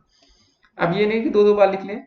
देखिए पहले दोस्तों 8 है तो 8 लिखेंगे, 8 के बाद दोस्तों 12 है, 12 लिख लेंगे, 15 दोस्तों यहाँ भी है, 15 भी लिख लेंगे, मतलब कुछ छोड़ेंगे नहीं। 15 के बाद दोस्तों आपका आ रहा है 16, इसको भी लिख लेंगे, 17 नीचे वाले में आ रहा है यहाँ, और 20 ये आ रहा है, ठीक है, 16, 17 और 20, ठीक है, पूरा लिख लेंगे। अब दोस्तों बात आती है ए यूनियन बी तो निकालिए, अब ए इंटरजेक्शन बी निकालना है।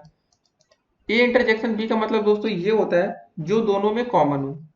जैसे दोस्तों आप यहाँ देख रहे हो 8 इसमें भी है, 8 इसमें भी है, ए और बी दोनों में 8 8 आ रहा है। फिर उसके बाद दोस्तों यहाँ भी 15 आ रहा है, यहाँ पर भी 15 आ रहा है। कॉमन आपको दोस्तों देखना है बस, 16 इसमें नहीं है, इसमें नहीं है, 12 इसमें भी नहीं है, ठीक है, 8 और 15।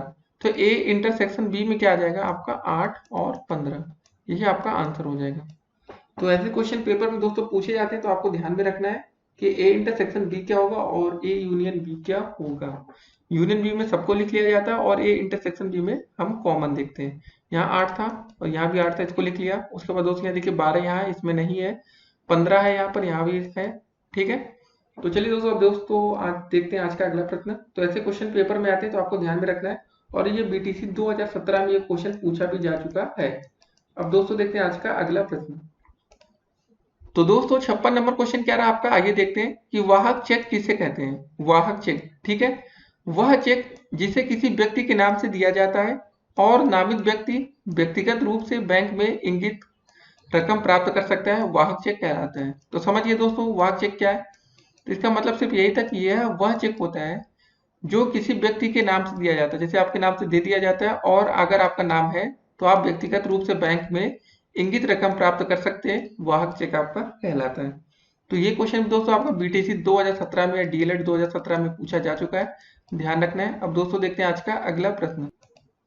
तो दोस्तों 57 नंबर क्वेश्चन क्या रहा आपका, आइए देखते हैं कि लॉ बेस में आपका 6 से 1296 का मान ज्ञात करना है। एक आपने फार्मूला पढ़ा होगा कि b की पावर x बराबर अगर दोस्तों y लिखा है तो इसका मतलब होता है आपका log ऑफ y। ये दोस्तों b क्या रहा था, ये नीचे आ जाता है बेस में, बराबर आपका x हो जाता है। ये फार्मूला सभी बच्चों ने पहले से पढ़ रखा है, कुछ नया नहीं है। और दोस्तों यहाँ पर क्वेश्चन आपका दिया गया था log ऑफ 1296, यहाँ बेस में 6। तो इसको कैसे करेंगे, इसी क्वेश्चन से दोस्तों हम देखेंगे क्या लिखा था आपका। ध्यान से देखने वाली बात है दोस्तों, ये आपका दिया गया है, जो यहाँ पर दोस्तों क्वेश्चन हम आपको ये ब्रैकेट में कर रहे हैं और इसको हाईलाइट कर देते हैं, ये आपका दिया गया क्वेश्चन में ऐसा कुछ, ठीक है ना, यही लिखा है ना, बगल में लिख भी देते हैं, आप लोग इसको मैच करा लीजिए तो आप लोग अच्छे से समझ पाएंगे। नीचे यहाँ 6 था, बेस में 1296, ठीक है। और ये आपका दोस्तों फार्मूला बनता है ऊपर जो आपका लिखा है। तो y की जगह दोस्तों क्या होगा, सोच के आप लोग बताइए। तो सभी बच्चों को पता चल रहा होगा जो हमारा y है यहाँ पर लिखा है ऐसे, इसको हाईलाइट करते हैं। तो इसका मतलब दोस्तों यहाँ से अगर देखा जाए तो उसका मतलब होगा आपका 1296। तो दोस्तों आप लोग सिंपली ऐसे लिख सकते हैं इसको, 1296 बराबर क्या हो जाएगा, b की पावर x होता है ना, ठीक है। तो दोस्तों ये 6 तो रह गए, इसको हम 6 की पावर 4 कर देंगे। अब 4 कहाँ से आ गया दोस्तों, देखिए जब हम 6 की पावर 4 करेंगे तो आपका आंसर मिलेगा 1296। 6 को हम 4 बार गुणा करते हैं, चेक कर सकते हैं आप लोग, ठीक है। 6 छंग होता है 36 और 36 गुणा 6 216 होता है। अब 216 में हम 6 से गुणा करके दिखा देते हैं, 6 छंग 36, 6 कम 6, 3 9, 6 दूनी 12, ठीक है। तो ये आ गया आपका ऐसा कुछ। तो आप लोग ऐसे लिख सकते हैं फाइनली आंसर, क्या लिख सकते हैं दोस्तों, लॉग ऑफ बेस में नीचे रहेगा 6, 1296 बराबर आपका आ जाएगा 4, ठीक है, ये आपका आंसर हो जाएगा। तो ये क्वेश्चन आप दोस्तों उम्मीद करते हैं आप लोग समझ गए होंगे कि हमने पूरा बिल्कुल आपको बेसिक समझा दिया कि कैसे हमने किया। पहले वाला आपको फार्मूला बताया कि b की पावर x बराबर y होता है, इसको हम लिख सकते हैं log of y base b बराबर x, ठीक है। तो दोस्तों देखिए यहाँ पर साफ साफ अगर हम ऐसे लिखेंगे तो ये दोस्तों आपकी y की वैल्यू हो जाएगी 1296 यहाँ पर, और दोस्तों जो आपका बेस में दिया रहता है वो 6 तो यहाँ पर रहेगा ही रहेगा। देखिए दोस्तों अगर आपको समझ में ना आ रहा हो क्वेश्चन तो आप सिंपल से एक तरीका अपनाएगा इस क्वेश्चन में।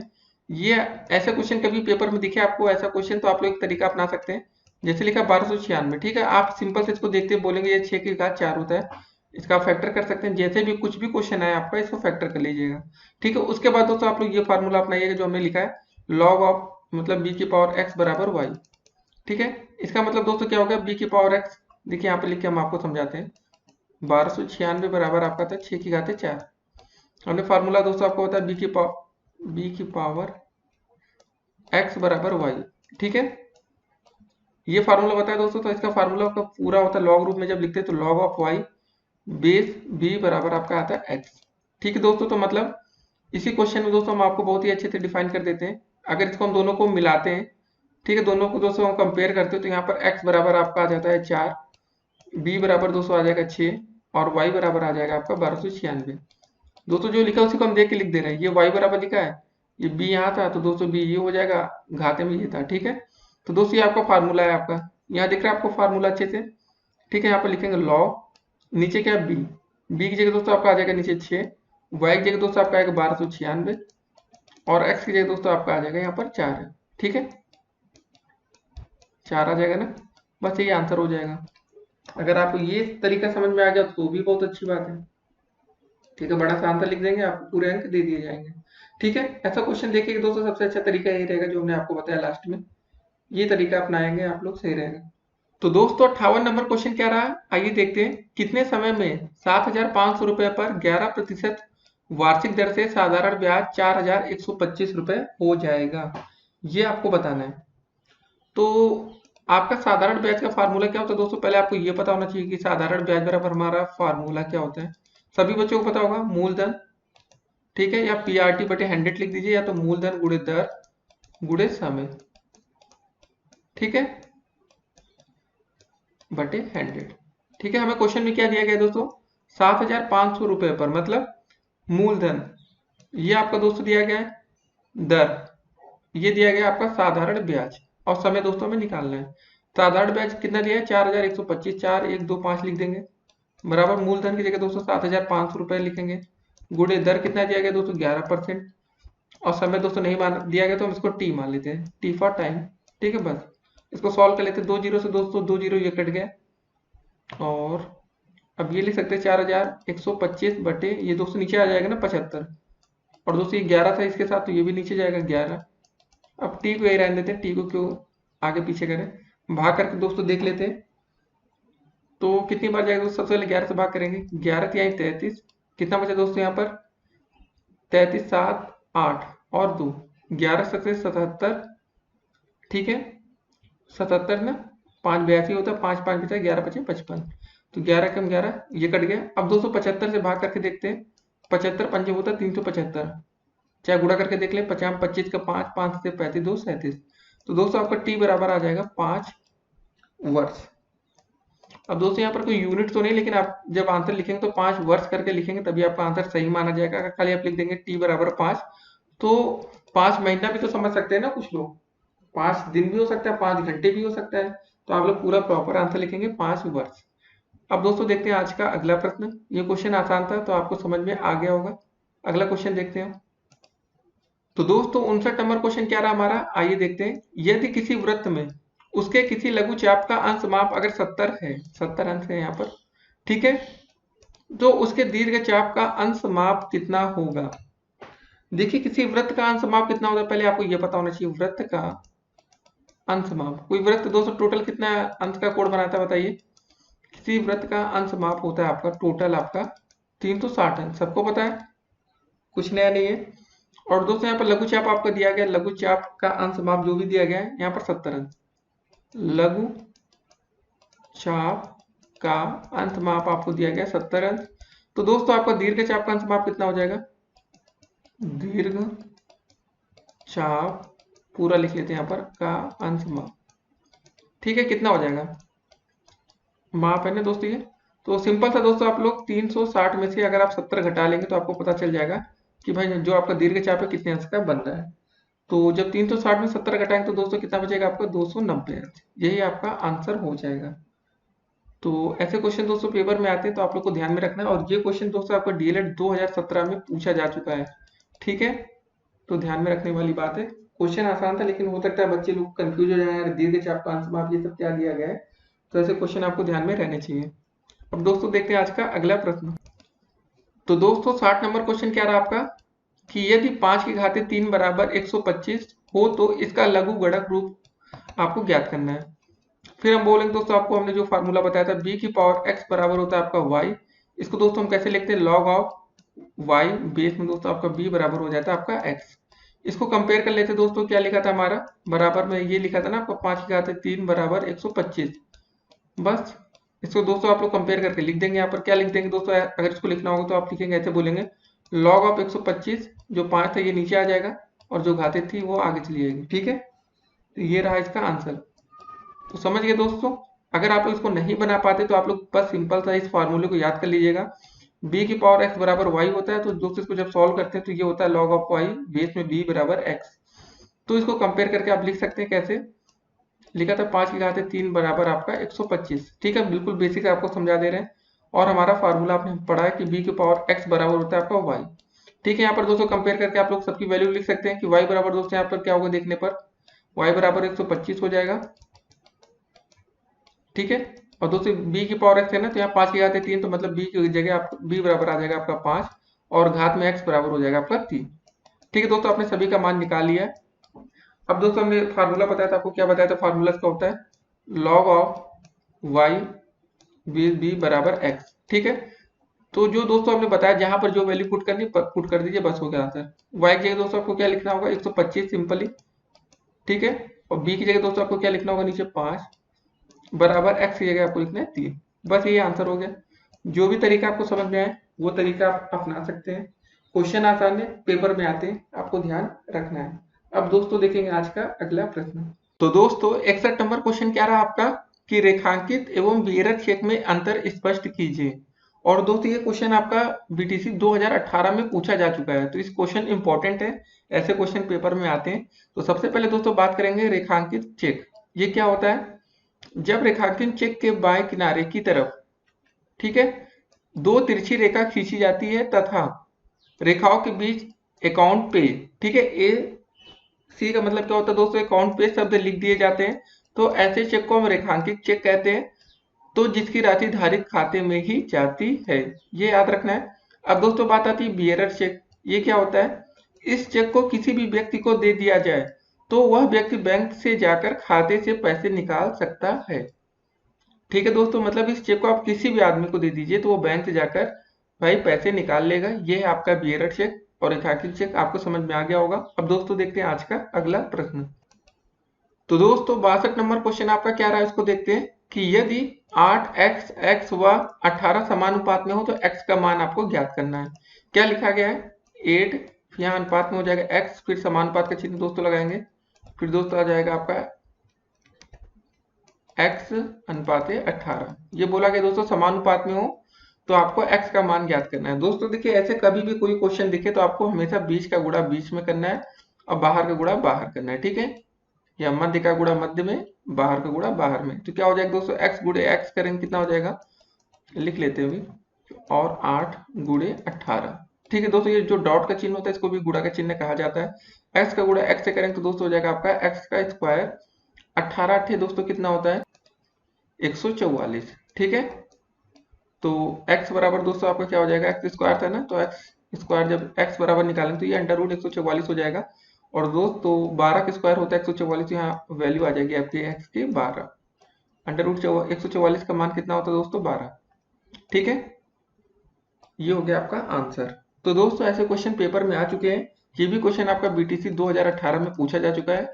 कुछ बच्चों को यह प्रश्न आसान लग रहा होगा, कुछ बच्चों को कठिन लग रहा होगा। तो दोस्तों आपको ऐसे प्रैक्टिस करते रहना है, तभी आप लोग पेपर में अच्छे से अच्छे अंक ला सकते हैं। अब दोस्तों देखते हैं आज का अगला प्रश्न। तो दोस्तों 63 नंबर क्वेश्चन आपका क्या रहा है, आइए देखते हैं कि एक ही वृत्त पर दिए हुए बिंदु से स्पर्श रेखा खींचिए। ठीक है, कोई वृत्त है उस पर कोई बिंदु दिया गया है, वहां से आपको क्या करना है, एक स्पर्श रेखा खींचना है। तो कैसे करेंगे दोस्तों, सबसे पहले आपको एक वृत्त बना के हम दिखा देते हैं। कोई एक दोस्तों ऐसे आपका वृत्त बन गया और मान लेते दोस्तों यहाँ पर कोई बिंदु दिया गया है इस जगह। ठीक है, कहीं पर भी आप मान सकते हैं, आप बिंदु P दिया गया। ठीक है, किसी दिए हुए बिंदु से एक स्पर्श रेखा खींचनी, तो मतलब आप एक सीधी लाइन अपने स्केल पटरी जो भी हो उससे आप लोग खींच लेंगे। ठीक है दोस्तों, तो ये आपकी एक स्पर्श रेखा हो जाएगी। तो इसका नाम आप कुछ भी दे सकते हैं, A B P Q C R, जो भी मन करे आप दे दीजिए। यहाँ पर केंद्र ओ दिखा दीजिएगा, वृत्त बनाएंगे तो बस हो गया, आपके एक नंबर कंफर्म हो गया, एक नंबर फ्री मिल गया। बस इतना ही करना था। और वृत्त बनाएंगे दोस्तों वो गोले प्रकार की मदद से ही बना पाएंगे, क्योंकि आप ऐसे तो है नहीं कि भाई ऐसे हाथ से गोला खींच देंगे। नहीं तो दोस्तों हम चाहते तो हम आपको भी ऐसे तुम ऐसे बनाते हैं, ऐसे दिखा देते, लेकिन पेपर में अच्छा लगना चाहिए, एग्जामिनर को थोड़ा अच्छा लगे। तो आप लोग थोड़ा जो आपकी स्केल आती है, पटरी आती है, गोला प्रकार, ये सब लेकर जाइएगा पेपर में, एग्जामिनर को अच्छा लगे। अब दोस्तों देखते हैं आज का अगला प्रश्न। दोस्तों 64 नंबर क्वेश्चन क्या रहा आपका, आइए देखते हैं कि समुच्चय ए बराबर दिया गया और समुच्चय बी बराबर हो तो a माइनस बी का आपको मान ज्ञात करना है। तो a बराबर दोस्तों क्या दिया गया, पहले इसको लिख लेते हैं। a बराबर दोस्तों आपका दिया गया कर्ली ब्रैकेट में 2 3 5, ठीक है, ब्रैकेट क्लोज। बी बराबर दोस्तों आपका दिया गया है 5, 7 और 3, ठीक है, ब्रैकेट क्लोज। ये दिया गया है, तो आपको मान किसका बताना है, ए माइनस बी का मान क्या होगा। ये देखिए क्वेश्चन मार्क है, ए माइनस बी बराबर क्वेश्चन मार्क।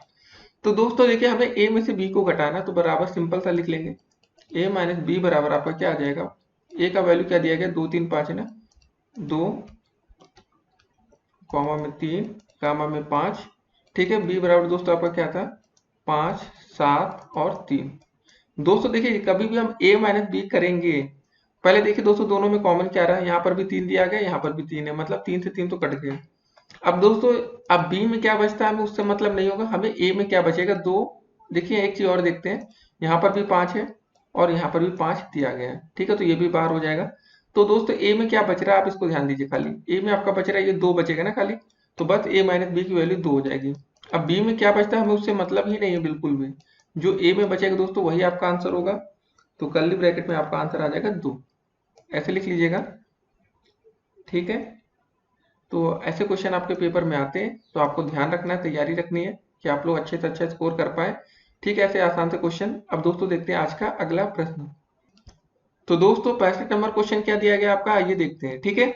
-12/7 गुणे -14/27, फिर माइनस का चिन्ह बीच में, ये दिया गया, इसको बोला गया है सरल करना है आपको।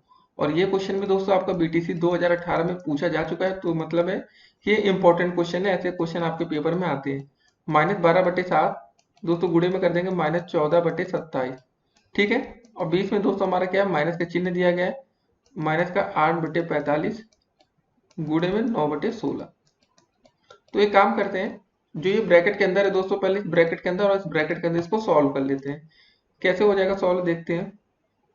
7 एकम 7, 7 दूनी 14, ठीक है दोस्तों, 2 बार चला गया, और 3 चौके 12, 3 नवा 27, ठीक है दोस्तों।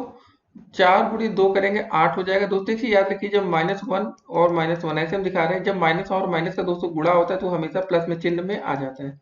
तो दोस्तों यहाँ पर -4 आपको दिख रहा होगा और यहाँ पर माइनस का 2 है ये वाला, तो -4 और -2 का दोस्तों जब गुणा होगा तो क्या हो जाएगा, प्लस का 8 हो जाएगा, ठीक है। बटे में यहाँ 9 रहेगा, बीच में माइनस का चिन्ह है। अब यहाँ पर भी दोस्तों देखते हैं क्या होगा, 8 एकम 8, 8 दूनी 16, 9 एकम 9, 9 बचे 45, ठीक है। ऊपर दोस्तों क्या बचा आपका, माइनस का 1 बटे दोस्तों नीचे बचेगा 5 दूनी 10, ठीक है, ये बचता है।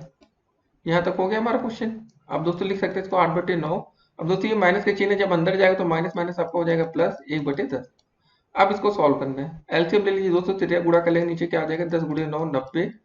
चलिए आपको करके दिखाते हैं, कोई जल्दबाजी नहीं की जाएगी, ठीक है। नीचे क्या होगा दोस्तों, तिरिया गुणा आप लोग को पता होगा ना, 10 का गुणा इधर कर रहे हैं, 9 का गुणा इधर कर रहे हैं, तो ये हो जाएगा दोस्तों 10 गुणे 8 प्लस का 1 गुणे 9, ये तिरिया गुणा हमने कर दिया। 10 अटे 80 प्लस का 9 बटे 90, दोस्तों 80 प्लस 9 हो जाएगा 89/90, ठीक है दोस्तों, ये हो जाएगा आपका आंसर। ऐसे क्वेश्चन आपके पेपर में आते हैं, आ चुके हैं, तो ये सिंपल क्वेश्चन भी होते हैं, लेकिन बच्चों से गलतियां होती होंगी, तभी दोस्तों ऐसे क्वेश्चन आपके पेपर में पूछे जा रहे हैं। आप लोग जल्दबाजी में कोई गलती ना करें, ठीक है। तो इसका आंसर आ गया आपका 89/90। अब दोस्तों देखते हैं आज का अगला प्रश्न।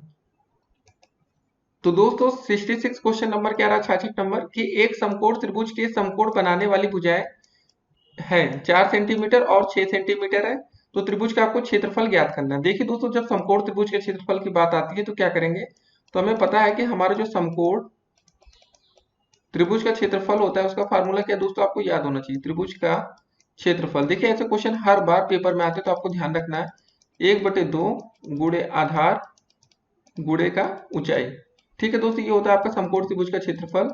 इसकी दो भुजाएं दी गई है, तो एक को हम 1/2 मान लेते हैं, एक को आधार मान लेते हैं 4, और दोस्तों ऊंचाई आपकी अगर 6 सेंटीमीटर है, 2 एकम 2, 2 दूनी 4, ठीक है। तो सॉल्व कर लेंगे, कितना आ जाएगा 6 दूनी 12। देखिए दोस्तों दोनों सेंटीमीटर में दिया गया, जो हमारा क्षेत्रफल आता है वो सेंटीमीटर स्क्वायर में आता है, या इसको लिख सकते हैं आप लोग वर्ग सेंटीमीटर। तो काफी बच्चे जल्दबाजी में करते क्या है दोस्तों, क्वेश्चन तो पूरा सही करके आते हैं, फार्मूला सही लिखते हैं, लास्ट तक सही लिखते हैं, लेकिन यहाँ पर क्या होता है ना, जो इसकी यूनिट होती है, जैसे हमने सेंटीमीटर स्क्वायर इसको लिखा, बच्चे होते हैं जल्दबाजी में सेंटीमीटर ही लिख देते हैं, लेकिन दोस्तों यहाँ पर अगर आप इतनी सी गलती करते हैं तो एग्जामिनर अगर आपका 1 नंबर का प्रश्न है तो उसमें आधा नंबर काट सकता है। तो जल्दबाजी में दोस्तों आप लोग गलती मत करिए। जो बच्चे 25 में 25 का टारगेट लेके चलते हैं तो उनको ये सब छोटी छोटी मिस्टेक से बचना चाहिए। दोस्तों होता है क्या, 25 में आप 24 पाते हैं, 23 पाते हैं, बाद में कहते हैं सर हमने तो सब कुछ सही किया था, नंबर कहाँ काट लिए गए। दोस्तों नंबर आपके यही कटते हैं, इस बात को आपको ध्यान में रखना चाहिए। ठीक है, अब दोस्तों देखते हैं आज का अगला प्रश्न। तो दोस्तों 67 क्वेश्चन नंबर क्या रहा है आपका, आइए देखते हैं। यदि 9 x 12 व 16 समानुपात में हो तो x का मान आपको ज्ञात करना है। क्या दिया गया है दोस्तों, पहले 9 दिया गया है, फिर इसको x मान लेते हैं, समानुपात का चिन्ह लगाएंगे, 12 व 16 ऐसे क्वेश्चन दोस्तों। तो आपको यहाँ पर x का मान बताना है। हमने क्या बोला दोस्तों, बाहर का गुणा बाहर से कर दीजिए, अंदर का गुणा अंदर से कर दीजिए। क्या हो जाएगा, ये 12 इंटू एक्स आ जाएगा दोस्तों, यहाँ 16 गुणे 9। ठीक है, 16 9 ये दोस्तों कितना होता है, ये आपको बताना है अभी। ये हो जाएगा दोस्तों 12x बराबर 16 9 144। ठीक है, x का मान निकालना है तो x बराबर हो जाएगा आपका 144 बटे का 12, भाग कर देंगे 12 कम 12, 12 दूनी 24। तो दोस्तों हमारा यहाँ से x का मान आ जाएगा 12, यही आपका उत्तर हो जाएगा। तो ऐसे क्वेश्चन अगर आपने तैयार करके गए होंगे पेपर में तो डेफिनेटली अच्छा स्कोर किए होंगे। ठीक है, अब दोस्तों देखते हैं आज का अगला प्रश्न। ये क्वेश्चन दोस्तों बीटीसी 2019 में आ चुका है, ध्यान रखना है। ठीक है, कुछ बच्चे पूछ रहे थे सर जो पिछले साल का क्वेश्चन है उसको भी बता दिया करिए वीडियोस में। तो दोस्तों हम उसको भी डिस्कस इसलिए करते हैं कि आप लोग को पता तो चले कि क्वेश्चन कैसे आ रहे हैं। आप तैयारी करते जाते हैं लेकिन आपको पता ही नहीं होता कि प्रश्न कैसे पूछे जा रहे हैं पेपर में, तो इससे आपको ये फायदा होगा। अब दोस्तों देखते हैं आज का अगला प्रश्न। तो 268 क्वेश्चन नंबर क्या रहा, 68 क्वेश्चन नंबर, इसको देखते हैं। X square plus 3x minus 10 का गुणनखंड ज्ञात कीजिए। देखिए दोस्तों गुणनखंड से हमेशा क्वेश्चन आता है, ये तो आपको भाई बहुत ही अच्छे से पता होना चाहिए गुणनखंड होता क्या है, कैसे करते हैं। ठीक है, तो सबसे पहले दोस्तों हम यहाँ पर देखेंगे, यहाँ पर माइनस का चिन्ह दिख रहा है, ये वाला चिन्ह। हमने दोस्तों आपको बताया कि अगर यहाँ पर प्लस का चिन्ह होगा तो आपको जोड़कर आंसर आता है, माइनस होगा तो घटाकर आता है। माइनस है तो दोस्तों यहाँ पर देखिए गुणा किसका किसका करते हैं, यहाँ पर कुछ नहीं तो 1 मान लेते हैं। पहले और अंतिम का गुणा करें तो कितना हो जाएगा दोस्तों, 1 गुणे 10 करेंगे तो हमारा आ जाएगा 10। ठीक है, गुणा करने पर 10 आ रहा है। और दोस्तों जो ये बीच में 3 आपको दे रखा है, ये 3 दिया गया है ना, इसको देखिए हाईलाइट करते हैं, ये वाला 3, इस पर आपको फोकस करना है कि ये जो 3 आया है, यहाँ पर हमने माइनस चिन्ह देख लिया तो मतलब हमें घटाकर 3 लाना है। ऐसा गुणा करिए दोस्तों, 10 का फैक्टर बनाएगा कि घटाकर 3 आ जाए। अगर दोस्तों हम 5 गुणे 2 करते हैं तो कितना होता है, 5 दूनी 10 तो होता है, और 5 में से दोस्तों हम 2 घटाएंगे तो 3 भी आ जाएगा आपका, तो ये बिल्कुल सही बैठ रहे हैं। ठीक है, तो यहाँ पर कैसे करेंगे आइए देखते हैं। सबसे पहले दोस्तों लिखा है एक्स स्क्वायर, हमने फैक्टर बना लिया कि भाई पहले हम 5x जोड़ देते हैं और 3x घटा देते हैं। तो यहाँ 2x था ना दोस्तों, 5 दूनी 10 था ना, 2x घटा देते हैं और माइनस का 10 ऐसे लिखे रहने देते हैं। ठीक है, घटाने पर कितना आ जाएगा आपका, 3x फिर से आ रहा है, कोई दिक्कत नहीं, बस कॉमन लेना शुरू करिए। यहाँ x कॉमन लेंगे क्या बचेगा, x प्लस 5, माइनस 2 कॉमन लेंगे दोस्तों क्या बचेगा, x प्लस का 5। ठीक है दोस्तों, अब आपको दोनों तरफ x प्लस 5 दिख रहा होगा, यहाँ पर भी है यहाँ पर भी है। तो अब दोनों तरफ से हम x प्लस 5 को कॉमन ले लेंगे। अब दोस्तों हमारा बचेगा कितना, ये x बचेगा, ये माइनस का 2 बचेगा, बस यही आपका आंसर हो गया। तो ऐसे क्वेश्चन पेपर में पूछे गए हैं 2019 में, आपको तैयार रखना है कि जब इस बार आपका पेपर हो तो आप लोग ये सब छोटी गलतियां ना कर पाए, और उम्मीद करते दोस्तों आप लोग अच्छा स्कोर करेंगे। ठीक है, ये क्वेश्चन भी पेपर में आपके आ चुका है। अब दोस्तों देखते हैं आज का अगला प्रश्न। तो दोस्तों 69 नंबर क्वेश्चन क्या रहा, आइए इसको देखते हैं। ठीक है, सबसे पहले क्वेश्चन बोला गया कि 6 मीटर लंबाई, 2.5 मीटर ऊंचाई एवं 15 सेंटीमीटर वाले एक दीवार का आयतन ज्ञात करना है। क्वेश्चन बहुत आसान देखने में लग रहा है, लेकिन एग्जामिनर ने थोड़ा सा दिमाग लगाया और यहाँ पर दोस्तों डिजिट आपकी दे दी 15 सेंटीमीटर यूनिट। ठीक है, 2 मीटर में और 1 सेंटीमीटर में। एक काम कर सकते हैं, या तो मीटर को हम सेंटीमीटर में बदल लें, या तो सेंटीमीटर को हम मीटर में बदल लें। अब दोस्तों ये इकलौता है हमारा जो सेंटीमीटर में, और ये 2 मीटर में, तो यहाँ पर मीटर को हम सेंटीमीटर में बदलेंगे तो ज्यादा मेहनत करनी होगी। अभी अकेले सेंटीमीटर में है, तो दोस्तों 15 सेंटीमीटर को अगर हम मीटर में बदलेंगे तो भाग कर दीजिए बस आप 100 से, 15/100 हो जाएगा, ये आपका हो गया मीटर में। जब भाग करेंगे तो दोस्तों यहाँ पर आ जाएगा 0.15 मीटर। ठीक है, ये 2 दशमलव ऐसे आगे आ जाता है ना। ठीक है, ये सिंपल सा प्रोसेस था। अब दोस्तों हमें इसका आयतन ज्ञात करना है, तो आयतन का हमारा सिंपल सा फार्मूला हो जाएगा लंबाई गुणे चौड़ाई गुणे ऊंचाई। ठीक है, लंबाई गुणे चौड़ाई गुणे ऊंचाई। ठीक है दोस्तों, तो लंबाई आपकी कितनी हो गई, 6 मीटर दिया गया है, यहाँ पर देखिए यहाँ लिखा है ना 6 मीटर। उसके बाद दोस्तों हमारी जो चौड़ाई थी, ये आपकी, ये चौड़ाई हो जाएगी 15 थी, 0.15। और दोस्तों ऊंचाई यहाँ पर क्या दी गई है, 2.5। ठीक है, मीटर, सब मीटर में गुणा कर लेंगे। 15 गुणे 6, 15 छक्का 90 होता है दोस्तों। ठीक है ना, 15 छक्का 90, 2 अंक पर दशमलव होगा, यहाँ पर आएगा। अब 2.5 से फिर गुणा कर लेते हैं इसको, जो आएगा आंसर आ जाएगा। ठीक है, तो पहले देखिए दोस्तों जीरो कराने थे, 25 9 कितना होता है आपका 225 होता है। ठीक है दोस्तों, लास्ट में जीरो लगा देते हैं हम, टोटल दशमलव गिन के अब लगा देंगे। देखिए 2 अंक पर यहाँ दशमलव, 1 अंक पर यहाँ पर है, 2 1 3 अंक पर दोस्तों दशमलव लगाना, मतलब हमारा आंसर आएगा 2.25 मीटर का क्यूब। एक घन वो आयतन निकालना था दोस्तों, तो हमारा आंसर क्यूब में आएगा, क्योंकि 3 बार दोस्तों मीटर मीटर का गुणा होगा, यहाँ भी मीटर है, यहाँ भी मीटर, यहाँ भी मीटर, तो वैसे भी मीटर का क्यूब आपका आंसर बनना ही है। तो आप लोग यहाँ से भी लॉजिक लगा सकते थे। ठीक है, ये क्वेश्चन का आंसर हो गया। तो ऐसे क्वेश्चन दोस्तों आपके पेपर में पूछे जा रहे हैं, तो आप लोग तैयार रखिए कि कभी भी कैसा भी क्वेश्चन है, खाली आपको एक चीज ध्यान रखना है, जल्दबाजी में अगर आपको पढ़ते गए लगे बहुत आसान क्वेश्चन है दोस्तों, लेकिन यहाँ मीटर देखेंगे, यहाँ मीटर देखेंगे, अब यहाँ आपने सेंटीमीटर की जगह सोचा कि मीटर ही लिखा है, तो यहाँ से आपसे गलती हो सकती है, तो इससे आपको सावधान रहना पड़ेगा। अब दोस्तों देखते हैं आज का अगला प्रश्न। तो दोस्तों 70 नंबर क्वेश्चन क्या रहा आपका, आगे देखते हैं कि 49/5 में किस संख्या से गुणा करें कि आपका गुणनफल 42 हो जाए। तो दोस्तों वैसे क्वेश्चन में यहाँ लिखा था 9 सही 4/5। ठीक है, तो हमने सोचा कि यार यहाँ पर लिखने में आसानी रहेगी, 49/5 ही कर देते हैं। तो आपको समझ जाना चाहिए क्वेश्चन हमारा है, ये बोला गया था कि 9 सही 4/5 में किस संख्या से गुणा करें कि हमारा गुणनफल आपका 42 हो जाए, ये आपको बताना है। यहाँ पर एक क्वेश्चन मार्क है। तो पहले दोस्तों ये अगर लिखा है तो सबसे पहले आपका प्रोसेस कैसे होता है, हमने 49/5 कैसे लिखा ये जान लीजिए।